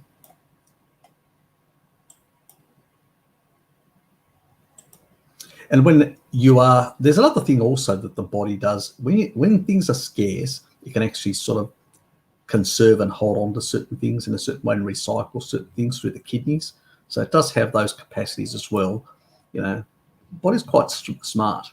Small fish, very high in calcium. That's another very good point, because most of humanity, for the majority of its history, if you go even into East Africa, you'll look along riverbeds. Yes. Have I still got that damn thing? They actually where is it? Over here. They actually stuck me a label when I went down to Salamanca yesterday. Friggin' hell, now they got new tracing. Oh, are you using the new app? I'm going, fuck, should I say fuck off? I say, no, dear, I'm not. So basically, we're trying to find the thing, and then my mate Sean said, he was trying to set it up, and I'm going, oh, fuck this, just stamp us. So that's what happened. We got stamped to get into Salamanca Market, which is still called the Hobart Market. Anyway, bloody annoying. But yes, you can get from fish, and most of our ancestors didn't live in the interior as much. They lived coastally. Until we actually built civilizations, we were able to move into the interior and cut down forests and stuff like that. Up until then, we primarily lived along riverbeds. So we had access to small fish. And you can see in the isotope analysis, remember I did the isotope analysis of the ancient Greeks, how they had primarily ruminants and they had some coastal small fish. And small fish tend to have a lot of calcium in them. So yes, good point, T2. Yes, exactly. Sardines, small fish, coastal, exactly. Yes, he got it at long fucking last. Yes, all bones from fish, and they're softer and all that. Chicken bones as well. You've heard me saying I gnaw on chicken bones on both sides. So all the soft gelatinous, so I get all the collagen stuff, but I also get some of the bone minerals and stuff like that from the chicken. So I do that as well. Not everybody does. And people see me at work sometimes munching on bones, on soft bones, and sort of grinding them down in my teeth and all that, just because they don't have strong teeth, because they've been eating kibble. And they see me like that and they go, oh, Harry, with his carnivore eating. They just shake their heads and move on.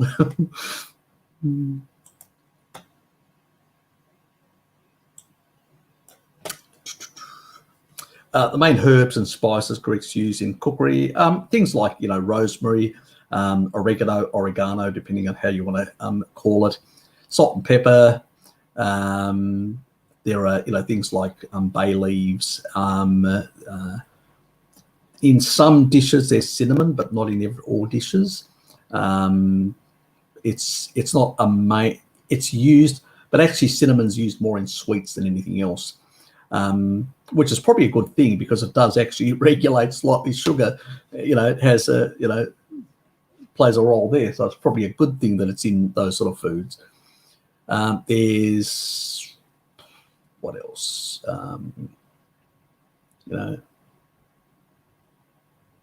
Parsley, all the sort of green, a lot of the green type herbs, both fresh and dry. That's the sort of stuff that a lot of Greeks use in their cooking. And even the ones that do very carnivorous type eating, they still use a lot of herbs. As Mary pointed out, we love to basically provide flavour for those animal foods. So it's one thing that we do. But we don't overdo it, and it's simple herbs. So those small amounts that are cooked.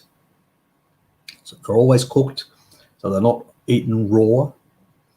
Raw is not good for your gut, and it's not good for you basically. Even a small amount of herbs is not good. Better cooked. You're breaking down all the actual anti-nutrients when you're cooking too much to a larger extent.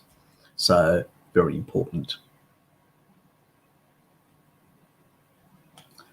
Do I have simple recipes that I can share to you?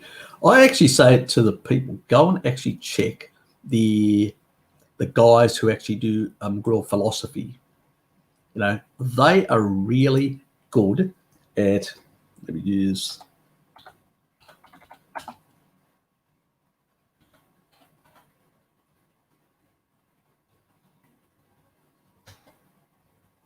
let me just find their YouTube channel. Now, it is Greek and all that, but they do provide, these guys do provide a lot of information on some of their herbs. They do have some of them, they do have English subtitles. So not everything.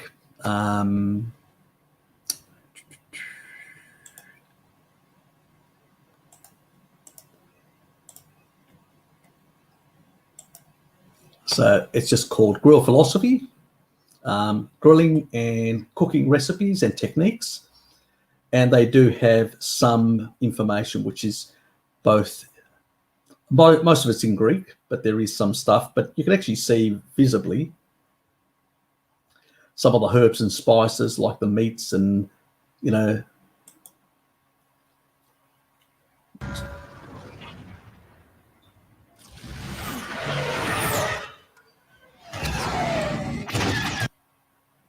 I need to go and check some of their recent stuff.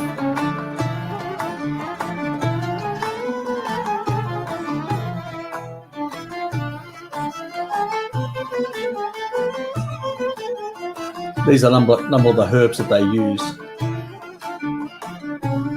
Ανάψτε φωτιές σε ψισταριές και φούρνους. Ετοιμάστε σκάρες, αλλά και τσουκάνια. As you can see, food basically for, you know, like herbs, spices, and some of the actual vegetables, they're all low glycemic. So they're ketogenic in that regard, or low carbish. Οσομπούκο αργομαγειρεμένο σε πύλινο σκεύος στον κυκλοθέτη. And that's all in Greek.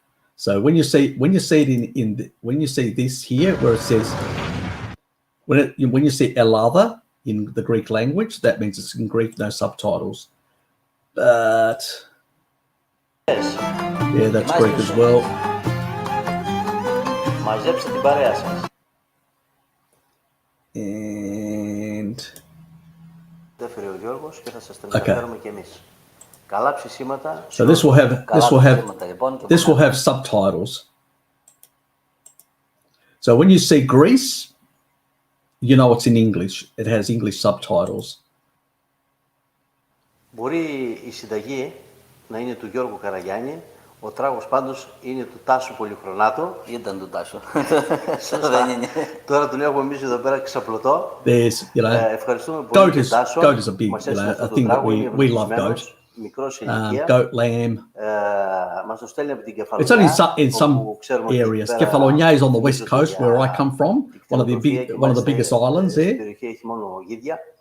Τον ευχαριστούμε πάρα πολύ. And he points out quite clearly that guy only has goats, and pretty much most of the islands are goats because they're rocky and stuff like that. I mean, bloody hell, you know. But you know, they provide, you know, all the different herbs and spices that they use.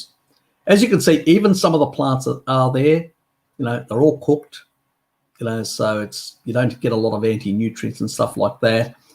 Traditionally, they would have been soaked and stuff like that to cut back even on that even more. And it's pretty much the main focus is to basically give add flavor and bulk to the meat, because that's really where the food is, as far as the Greeks are concerned anyway. So that's a good site that basically has some of that sort of stuff that you can actually check out. There is some stuff that, you know, modern stuff where, as Mary pointed out, potatoes and other shit that they've actually incorporated in the peppers and stuff like that traditionally weren't part of our diet. I mean, I remember even back in the 70s, you never saw any of that stuff. Just didn't, you know, we had our seasonal stuff, but they do some traditional seasonal stuff. So check it out. Ask Mary, if you do get a chance to ask Mary, she may know of specific types of cookbooks or sites that could potentially provide that. So go and sub to her. She actually lives in Greece. Her partner is Greek, and she would have far more access to that information of where to get some of these recipes than I would. You know, I'm not a gourmet cook, guys. I usually throw a few herbs and spices. I'm pretty much very basic, you know, a bit of oregano, a bit of rosemary, stuff like that. And you know me, I find doing what some other YouTubers do, what I eat in a day and crap like that, is really boring anyway. So it's not my thing. That's not what I've set my channel up. My channel here is to do health-related nutritional advice, stuff like that. I don't. My time is, you know, I've got a time constraint. That means I've got a regular job and other responsibilities. So I've got limited time, and that time I will only use that can help people with information that can help with their health. For recipes and stuff like that, there are a whole lot of other low carb people and all that. And Mary may know some low, sort of carnivorous type Greeks that have got that do a lot of these recipe type things. So check them, find out from her. Go and sub to her channel and ask her, and I suspect you'll get that information. Anyway, move on. Found a little gem on vitamin D. Its interaction with so many, mostly autoimmune disease. Exactly. All the linked science reports behind. Yep, exactly. Autoimmune diseases, have exploded in the last couple of years as vitamin D levels have been going down. Remember, vitamin D regulates macrophage, all the different parts of the immune system in the entire, sort of T cells or whatever, the B cells, T cells, whatever, they've all got vitamin D receptors. Why wouldn't our bodies, a lot of these things, like we talk about histamine intolerances and this and that and whatever else, all these sort of things that are, causing all these issues to us. I tell you one thing, when you fix the gut microbiome and the B vitamins and add let's say you don't have any stomach acidity issues, you don't have any gallbladder issues or any underlying issues within that sort of nexus in the beginning, and it's just basically you just got a bit of a not beneficial bacteria, you've been eating inappropriately and all that. Those people that are not too damaged, fixing up their vitamin D and fixing up the gut microbiome with some probiotics and some basically B vitamins to bring back, repopulate those beneficial bacteria, can just fix everything and put them back on a good keel. So people that have sort of gone down the road of becoming far too damaged, then there are other parts of the body that may not be functioning properly. Your liver may not be functioning properly, your gallbladder may not be functioning, your stomach may not be functioning properly. Some of them or all of them together may not be functioning properly, and that's when you have to holistically approach all these different things. And I say they're all interrelated to different degrees. And so I've always said, you've heard me always say, start from the stomach down. Everything begins in the stomach. So if you're not acidifying things properly, things below there are not going to start working properly, And then the next part down is your gallbladder. It's usually stomach, gallbladder, and then the rest. And if you sort those things out, then everything starts settling and start working. You start having less gut malabsorption issues. You start absorbing more nutrients. Your body goes, oh, I can basically now sort of function properly. You can actually drop weight. Because sometimes you hold on for dear life onto nutrients and hold on to fluids and all sorts of things. You have more fluid retention or whatever. All these things are basically protective mechanisms. You see basically people that are starving, like we had those pictures in the 80s where people in areas like Somalia and Ethiopia where there was a lot of, famine at the time, and people basically were just sitting there, not moving much and all that, and they were just trying to conserve everything for dear life to survive. Maybe something will come along that can give them a bit of nutrition to keep them going. So that's what the body does. It really shuts down and tries to hold on to things. You need to fix those sort of things to start getting it to work properly again. And I find it's the digestive thing that plays a big, big role, because at the end of the day, if you're not digesting stuff, you're not going to be fixing anything. Neither autoimmune diseases, because if you can't absorb the fat soluble vitamins, the B vitamins, and all that sort of stuff that are cofactors to all the enzymes, you can't absorb enough protein and stuff like that. All those other mechanisms, those enzymatic mechanisms and those proteins that are carriers that bring in nutrients and stuff like that, they're not going to work. And if they don't work, nothing else is going to work in the body because of deficiencies. So we know that. your body just shuts down. Take a look at multiple sclerosis, Terry Walls.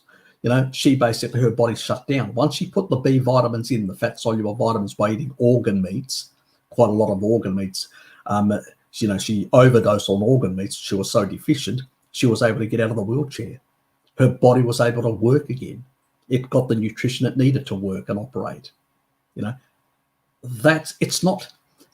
It's nothing strange or magical or, oh, I need a special pill. It's really basically just fixing up the health and getting back the nutrition that's missing. There may be some biohacks here or there, or some adjustments because of gallstone issues and other things like that need slightly, a bit of, bit of fatty liver. Let's get the choline in to clear that out. A bit of taurine to clear out the sludge in the ducts so they can flow properly. So they can then get the bile through and the enzymes, the pancreatic enzymes to basically absorb things properly and stuff like that. So it's all these little things. Anyway. Yep. Next one. Yep. I'll take a look. No chance now. Jack Cruz would say the Korean health outcomes are mainly due to light. Bullshit would be my simple answer. That's just a load of bullshit. There's plenty of other populations that have got good, even probably better lighting, that are in remoter areas of Greece and probably have even better circadian sort of lighting issues and eat shit and are much worse health-wise. So no, diet is more important. Light and all these things are important. Earthing yourself is important, all that. It's not primary. If it was primary, basically, there are many people that basically, if we go back historically, that are basically have very poor light issues in different parts of the world, and they were thriving. There's the deuterium side of things as well. It's far more complicated picture. This sort of reductionist, narrow type approach is wrong as far as I'm concerned. It's important. I mean, that's why I've changed all my light bulbs in my place to reduce the blue light in the evening. It's why I've made all these, why I bought a projector rather than using an LCD, to change my light environment, to improve my circadian rhythms, my sleep, my health in that regard. Yes, but nutrition, if I had a poor diet, it wouldn't make much of a difference. There's only so much that light can do, like depleting deuterium through UV, or basically, improving the functioning of certain things. If you're eating toxic stuff, I can tell you, you're not going to be healthy. Simple as that, And, I've noticed some people that are basically doing those so-called light things and eating shit and basically don't look very healthy to me. So, no. Primary is nutrition, and then all these other lifestyle components. So, and then it also has to do is how well do you detoxify? How well do you deplete? All these things. There are a lot of other factors. Deuterium also plays a role. It's not only light. And deuterium plays a role from the food side. What are you eating? Can you deplete fast enough? What's your redox potential? How much NAD are you getting support from your food to support that pathway? So, you can have all perfect light, but if you're not being able to deuterium deplete efficiently, you could find yourself in a whole lot of other trouble at the mitochondrial level. So, simplistic, narrow thinking doesn't really help. That's why me and Bart basically have, when it comes to, we think food comes first, but light, electrically grounding yourself to the earth, deuterium, all these other components to maximize and to slow down. Is it raining? Oh, fuck. Anyway. So I would say no. BS. hot baths and Wim Hof breathing techniques for colds. Yeah, they can help. I don't know enough about them. I've used certain breathing techniques myself, but like yoga for stress and stuff like that. But I don't know enough about them. And at the end of the day, I've seen longevity people that haven't done any of this sort of stuff. Primarily, it's to teach your body to breathe through the nose and stuff like that. I suspect. I haven't really looked into his techniques. I don't know enough to comment. But breathing through the nose and getting enough oxygen in and stuff like that is important. Don't get me wrong. So some of the yoga techniques which I do also help in that regard. So, but I don't know enough about colds in that regard. Technique for colds, I do not know enough. It may, it's like you become less sort of a desensitization may be taking place in adaptation.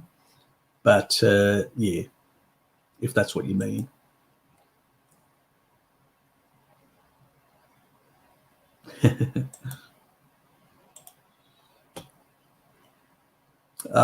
Exactly. Whiskey. Nothing like a whiskey. Phil's on the money. No, don't know what Bart's doing. No idea. So I haven't had a chance to chat with him this week anyway. I haven't really communicated with a lot of people. I had, like work type functions where I went up north, and I had other things that were basically keeping me busy, so to speak. Yeah, so I didn't get around to basically. I haven't even looked at a lot of YouTube videos, to be honest. I've checked out a few things like on the fly, like on my mobile phone, but I haven't sat in front of a computer to do a lot of that sort of stuff. So in that regard, and what's Necro Kitty saying? Wim Hof, you hyperventilate, then you hold your breath as long as possible, and it causes a stress in the body, triggers the body to improve itself. So it's a hermetic stress. Well, exercise will do that as well. Exercise provides a hermetic stress. A slow toxin will also do that. So it's all hormesis. Yes, that. Yeah, correct. But there are many things that will do that. So coffee, small little stress as well to, there you go. I just got my hormesis without much effort. As I keep on reminding you guys, we can overdo the hormesis. Too much hormesis, like anything, can be deleterious. He probably just does this, but doesn't do any of the other stuff, which means that that's fine. But if you guys are doing a whole lot of other things that are causing hormesis, like some of the people that are guzzling down sulforaphane from broccoli or, things like that, and creating excess hormesis, there's diminishing returns beyond a certain point. So, I'm doing this, I'm doing that, I'm doing that. For fuck's sake, just live your life. Eat species appropriate, do a couple of stresses here or there, but you don't have to go overboard. I mean, I've done cold showers and warm showers and all this sort of stuff myself, but I don't do much of that anymore. I do a bit now and then occasionally, but a bit of fasting here and there, but I don't go crazy overboard anymore. I just try to live my life and try to minimize the amount of garbage I put down my throat.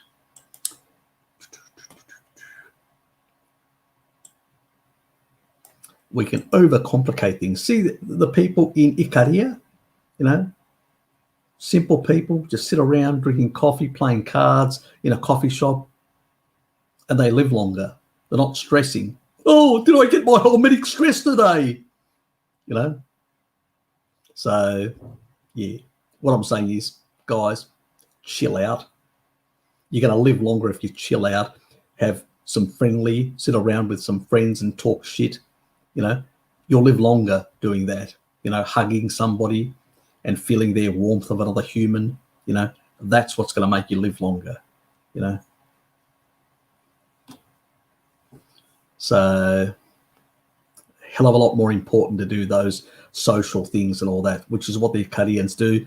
Eat more species appropriate foods and also have that interaction with people. So they don't go on marathons. They don't run around like nutcases. They do a bit of gardening here and a bit of, cleaning up or moving things, just using all their muscle groups. They don't go to the gym or anything like that. None of that. People never did that. Most people that go to gyms end up with injuries in the long run. It should tell you something. Why do you think I don't go to a gym? I lift some weights. I do certain things, but I don't overdo them. I would rather move things, push things and stuff like that to basically, more natural movements. So they are much healthier. But there is the vanity side. Oh, I'd like to really build big muscles. I had that as well. We all go through those stages, especially when you're younger. You want to look like He-Man for the chicks, for the ladies. Yeah. You know what I mean, boys.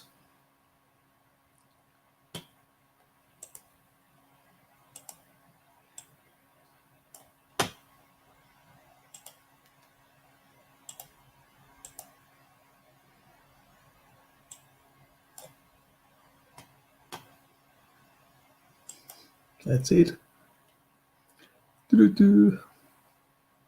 Harry, what do you think of this in-one discussion with Dave Feldman? No idea. Haven't seen it. The lady ate only pork and then beef. Her markers were supposed to be worse on all porks. Yeah, that could be the case. And the only reason for that is different people react differently on different foods, depending on what your ancestral foods were as well. That plays a role. But I think that, the problem with pork is, especially nowadays, is that they eat a whole lot of shit, grains and sort of stuff like that. And the grains tend to have, so if it's, as Shell said, yeah, foraged pig is best, exactly. So quality, yep, exactly, could be a factor, precisely. And that is exactly what I would say. So again, this is sort of reductionist, looking at, you will get far more of this if you put a pig on grain and you put a cow on grain, the cow will be better.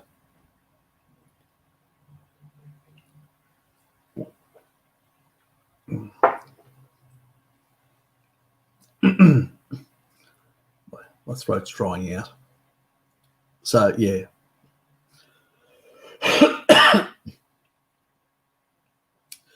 Yes. So basically, I would say that it's probably the quality than anything else. Yeah. A lot of people, that are more sensitive. That's right. So here, I agree with you. Most people that are basically will find that similar.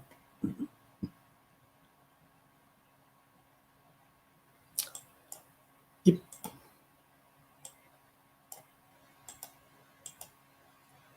Yep, we covered that earlier.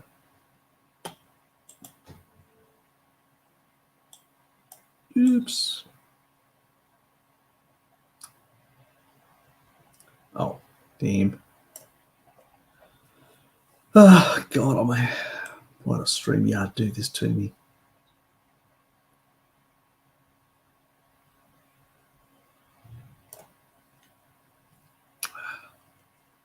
Yes, you'll have to. I just lost a whole lot of other questions. Fuck. That's annoying.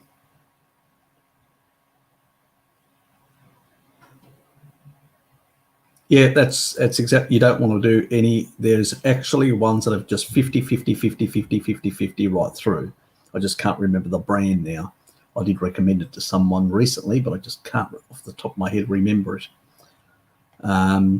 Yeah, I'll look it up after and I'll pin it in a comment after the live stream because I just can't remember it. Simple as that. We're finishing earlier today, so at about 1 o'clock, so in about 10 minutes. So it's an early run today. I've just got a couple of things that I have to do, so yeah. So I will start cruising through some of this. Don't Yep. Don't mess with it. G'day, Deborah.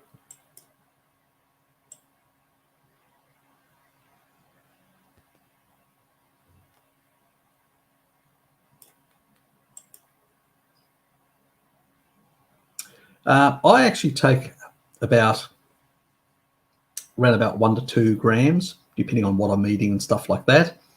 Once I get over the age, in 10 years time, when I'm around about the 60, just before I become 65, so in 10 years time, I will go to 3 to 4 grams. And then when I get over probably about my mid-70s, I'll probably go up to 5 grams. It's because the biosynthesis drops and drops and drops as you get older, which is the key issue with taurine, So I prefer giving those aminos to the body and saying, here you go. You don't have to synthesize them. Here you go. Now, use that extra energy that you've got, that little energy as you're getting old, to do other things that are probably more useful to keep you young. So that's what you sort of do.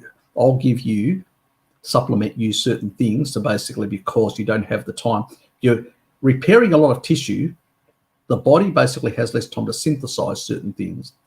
And it's a triage, saying, I need to keep this person alive.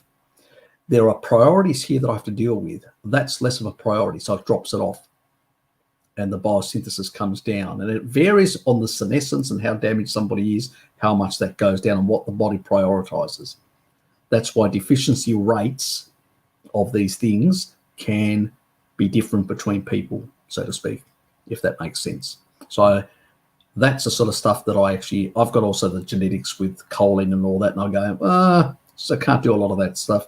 I'll actually support it directly, and that's what I do, or I have more eggs. And when I get sick and tired of eggs, having too many bloody eggs a day, then I switch back to the supplement, which I've still got there and I've had for too long. I need to check the date on that to make sure it's still valid because it takes me a long, long time because I usually get it from the diet. So anyway, did he? Where did he posted something? Did I miss it? Oh.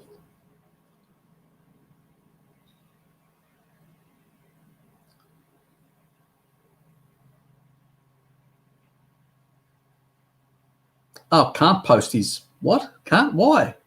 What the fuck?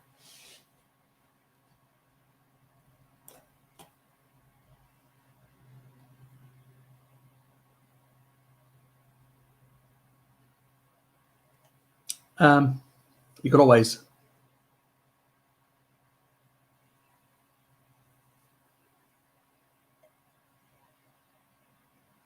He can't post his links to his artwork. You say, I need glasses. Oh, well, probably.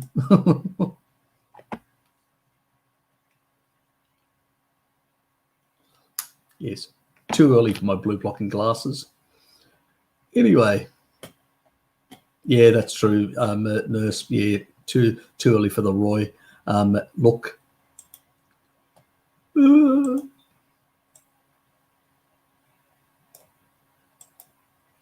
Is that a finger, Nurse? Or is that I'm going to make a point?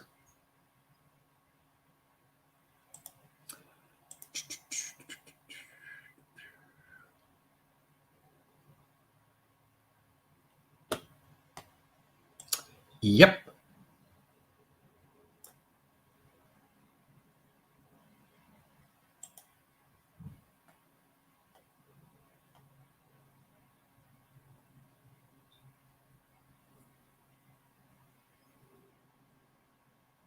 Okay.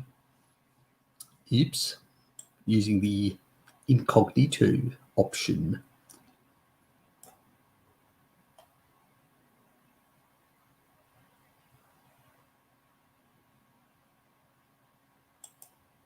Oh, well. Life's hard. I don't know. I mean, maybe YouTube's basically in more bastardry sort of stuff. If you do email something, email it to me, and well, probably not now. We'll do it next week. We'll find out what's happening. I'll try and find out what's happening because we've only got a few more minutes to go. What is the minimum time a new mother should actually breastfeed her baby for? As long as she can. I know that some in the past have actually breastfed up to the age of 4 or 5, especially in tribal societies. So, yes. Obviously, in modern world, it is a bit,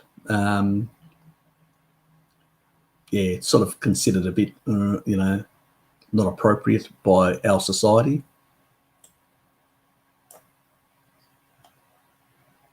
I mean, the funny thing is in tribal societies, if the mother dies or gets killed, even some of the grandmothers can actually breastfeed. If you put a baby onto the breast, it seems like there is the body knows and goes, okay, you've got a baby suckling there. And by the actual suckling, the way it does it, it actually starts producing, can get the grandmother to produce. So it's really interesting when you look at some of this sort of stuff. Modern day problems are modern day problems really because of, yes, a lot of stuff. Yes, exactly. They are messing with me. I've had it with YouTube. I'm leaving this planet. I'm going to Mars.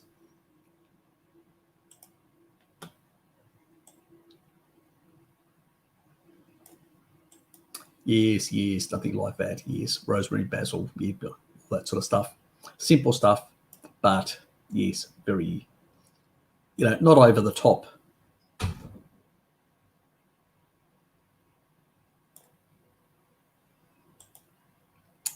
Dr. Dash has a lot of good mixed herbs. Okay. There you go, people. If you're into the herbal sort of stuff. I'm going really through. Yes, I know. Algorithms.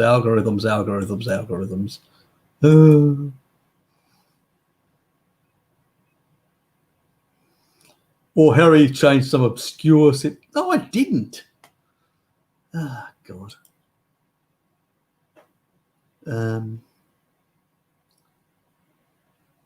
These my own participants.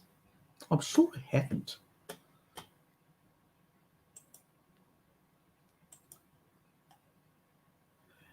That recent in the live streams, YouTube have changed a lot of the settings and stuff like that. And I noticed even today, on Friday when I was setting it all up, all this so it could actually display there and all that. Maybe they had some bloody setting there that I had to tick. How fucking annoying is that?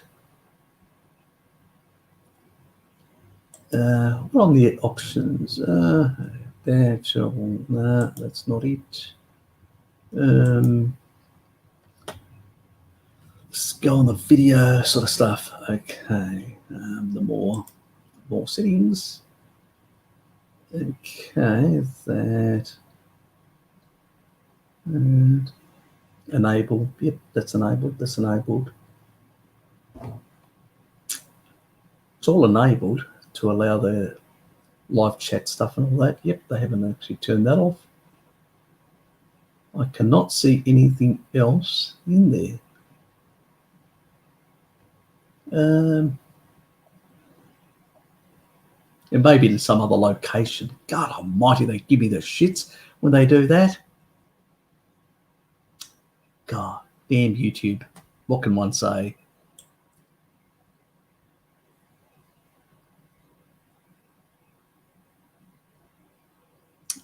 Yep.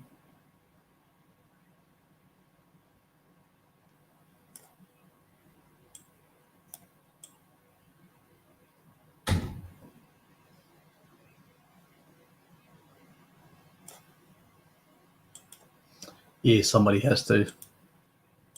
See, I'm right at the are numbers considered hate speech? Yes, they are. Yes. Yeah, I've got no fucking idea. Damn. If anybody comes across, finds out exactly what the new bastardry from YouTube is, and the why they are basically trying to. Hold on, there's another setting thing here. What does they changed anything? Advanced, nope, not there. Permissions, community. That all looks fine. Defaults allow all comments. Allow all comments. I've got it on all comments and all comments. So my community stuff, you can actually allow anything. That's why I say to people, if people put in appropriate stuff, delete it when you see it. I deliberately do that because I don't want the YouTubers to control what people post and stuff like that. And that's why I allow everything. So by default, so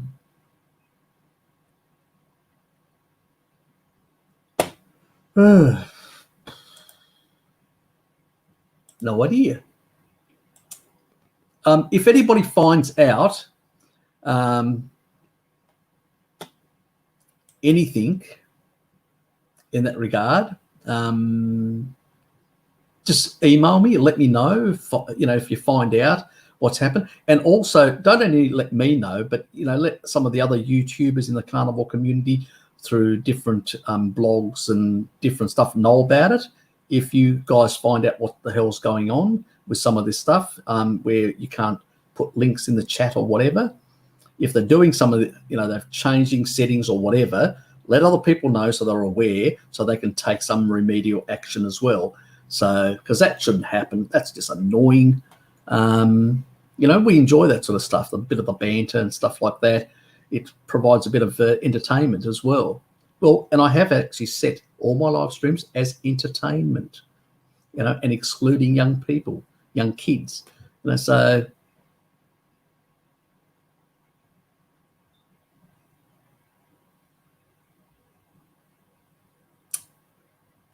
yeah, well, I haven't actually set anything because that's what I've got moderators to do if they find something inappropriate to eliminate it. It's not set up like that. I haven't changed any of those settings whatsoever. It's YouTube that have actually changed the live stream setting, the way it actually gets pinned. So, yeah, I got no idea.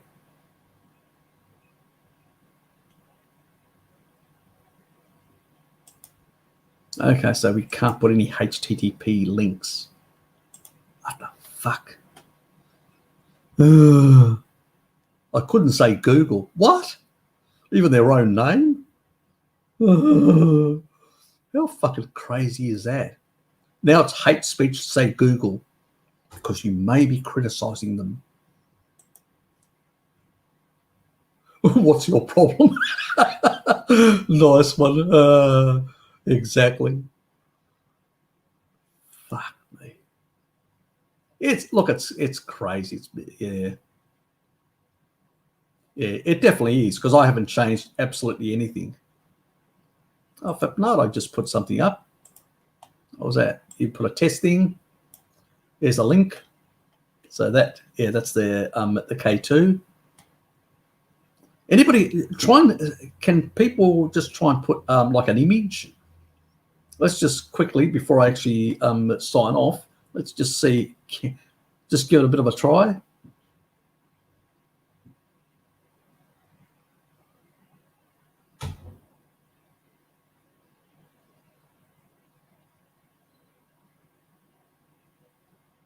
No, that one didn't come up. So when you got rid of the HTTP, it didn't come up as a link.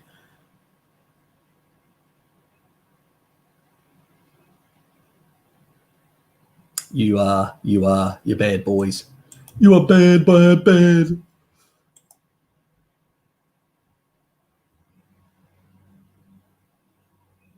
Oh, no idea, guys. Bloody hell. Yes, exactly. What the fuck? I'm sure. That is annoying. Yeah, we'll have to try and troubleshoot it. And if you got, as I said, if you find out what is actually causing it and the issues, let other people in our community know about it. You know, so they can actually rectify whatever settings or whatever they've actually altered. Maybe you have to complain directly to them as well. I don't know, to reset things, which would be really annoying because they'd reset it without telling you, so you wouldn't be able to tell anyone else. Discord has been binned. Okay. Or is that specific to you as only, Bowerbird? Maybe. Anyway, I'm going to go. I'm out of here. Thanks for being here today. I appreciate it. Enjoyed having your company, you lovely, lovely people. We had a bit of fun. I answered a couple of questions, covered that. Some of you people contributed as well in the comments in regards to some of this stuff. No, that didn't come up at all, mate. So nah, that definitely didn't come up to be able to be. Oops, trying to grab it.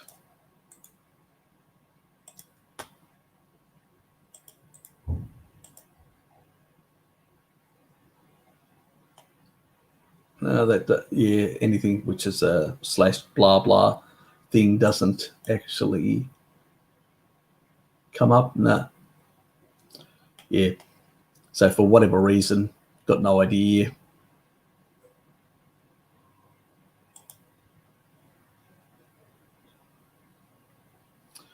Who knows, mate? Who knows?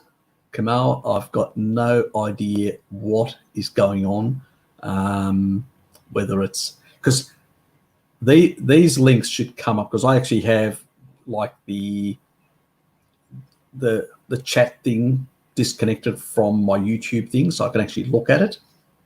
You know, that's one thing that Bart sort of got me into doing, because you can only bring up the links on the actual StreamYard. But no, this is definitely a YouTube thing. Yeah, it's just trying to find out what the hell's going on. Crazy stuff. Anyway, guys, thanks for being here. See yous. And in 5 hours from now, 5 hours, the Eurasian live stream will be in 5 hours.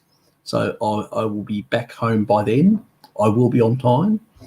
And hopefully we get Mary to pop in. You're welcome, mate. And so thanks, Lukey. So hopefully Mary will pop in, and you guys will have an opportunity to ask her a few questions in that regard. Anyway, see you guys. Have a good day.